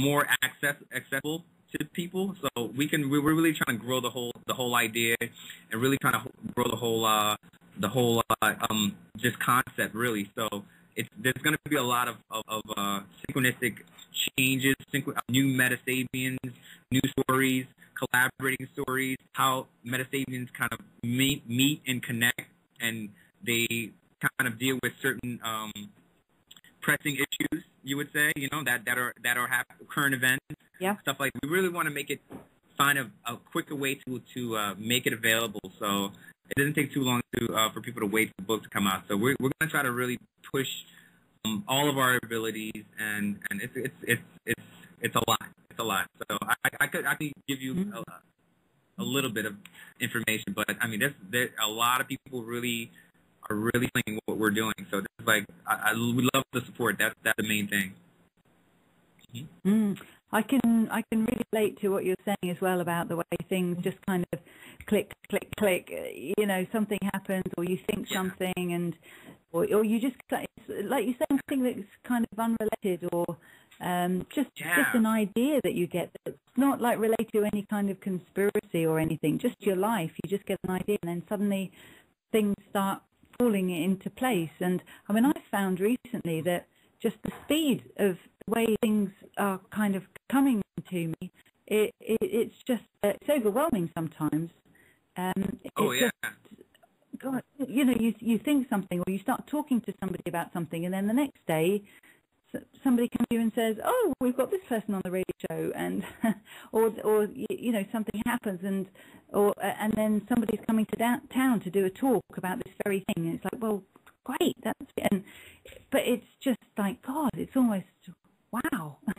Scary fun. you know, you really have to learn to ride the kind of surfboard of whatever it is that the wave that's coming, because it's really moving quickly, isn't it? And things come in really quickly, and it can. I mean, it's great fun. It's really great fun, but you have to be very. Well, it is. It's just great fun. I was going to say you have to be. It can tire you out. That's what I was thinking. That it can kind of drain your energy a bit. But in a way, you know, you just ride with this thing, and then suddenly I think you find your natural pause. And I think if you try to keep pushing that moment where the natural pause comes, I think that's the moment where you need to kind of get your breath in some way, where you need to just take that time to chill out, relax, and then you step into it again and you're off again. So I think you shouldn't be afraid that sometimes it's just supersonic.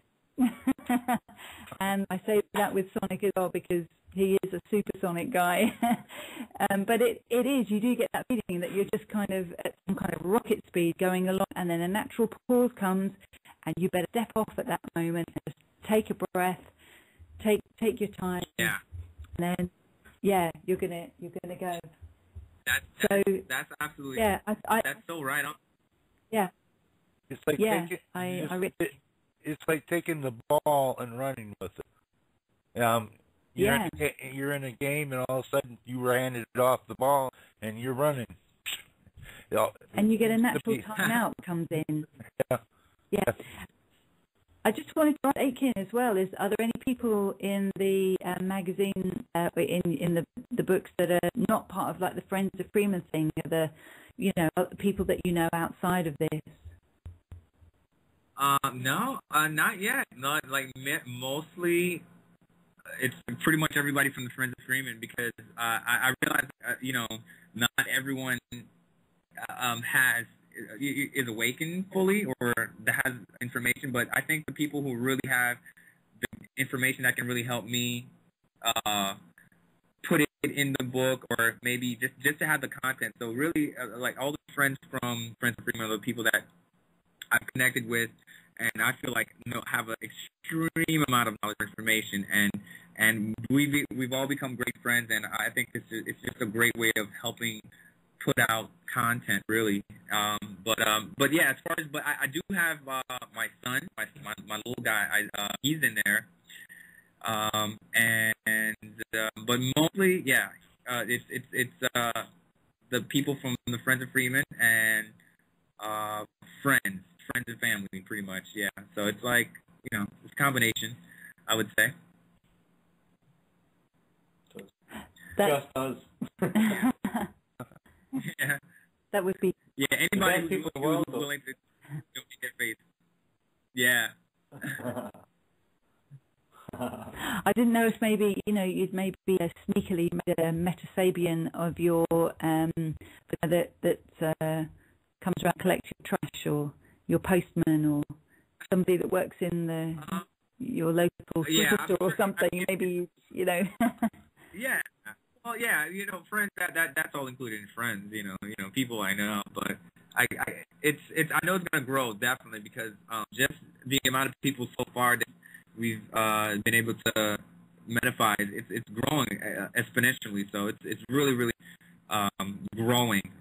I should count, really. I don't know how many people I've done so far, but it's quite a bit, quite a few. Maybe it sounds like you've been upwards of 20. Yeah. Yeah. It really exploded after meeting, Friends of Freeman that took off, and meeting people and really kind of talking with them. It really started off. So it's definitely growing. Definitely. Thanks. With it here, you probably have to make encyclopedia meta Sabian. Oh yeah, pretty much. Yeah, I can see that happening. It's great content, because I couldn't have done it with just the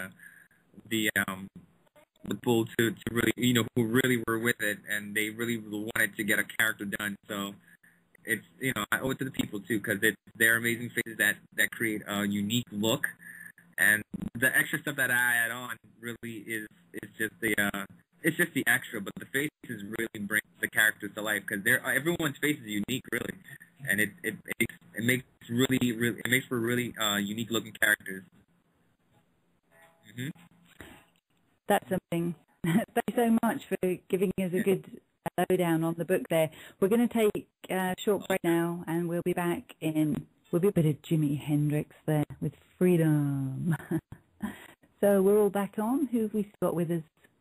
Jean's still here. Carolyn, Reset, and Jay. Yeah, still here.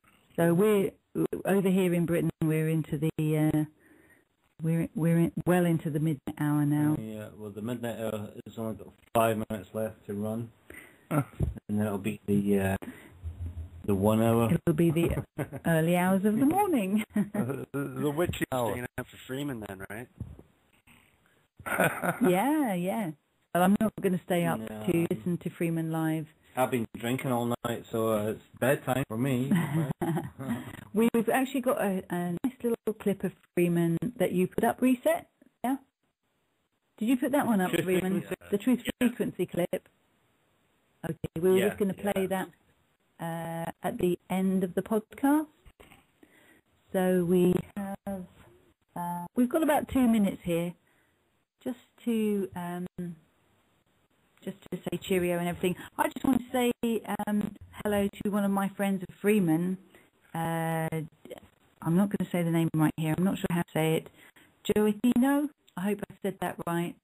And Joatino is a friend of mine from Iceland, who I've been in touch with recently and is helping out another friend of mine. So I just want to say a big thank you to you, and hope everything's going well in Iceland for Christmas. Sure it is, yeah. That's a hell of a place. I would just love to go there. All the hot springs and Iceland is volcanic. And wow, that would be spiritual. Yeah, amazing. You know, a friend of mine, well, a woman who I used to know, I don't really know her anymore, but her and her husband got married in the Ice Hotel in Iceland. You know, they built ice hotels every year, and they're different every year. And the one that they built, they got married in the chapel of this particular ice hotel that year. And there's all these lights and candles and things around, and then in the summer it melts, you know, and it goes. So it's quite a unique experience. Amazing. I'd love to see the Northern Lights as well. That would be just something incredible. It's like an ice. But we're able to see them a lot further south these days because of a lot of what the sun has been up to. And Oh, that sounds a great thing. We all go to Iceland. There's a couple people and friends of Freeman, and I've got a couple of Facebook folks, if they ever listen to this, hey, invite us all over. We're more than we'll come over there, and we'll get in the hot springs with you. Sounds great. Oh, that's great. I've done hot springs before. Yeah, they got. I've done some. I was in Israel and went in some hot springs there, and boy, were they stinky. Yeah. Very sulphury. Yep.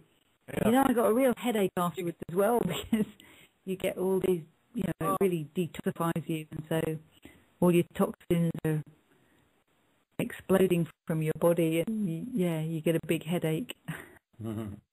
Felt good a couple of days later. If you can come out and get a nice massage afterwards, you come out like Gumby, you know? Yeah. You know Gumby, the cartoon, right? Like that. You get Gumby, in the hot springs for a while and get a nice massage. You're like Gumby. You're just like, oh, just let me just sit here and flop around. It's great. Hot springs are. Okay, we're going to round up now. And time's up, guys. Had a great blast. We're going to round up, say goodnight to everybody, and we're just going to play a really great clip from Freeman that Reset has loaded up, and we'll be listening to the show later, Freeman. Thanks very much, everyone, for listening.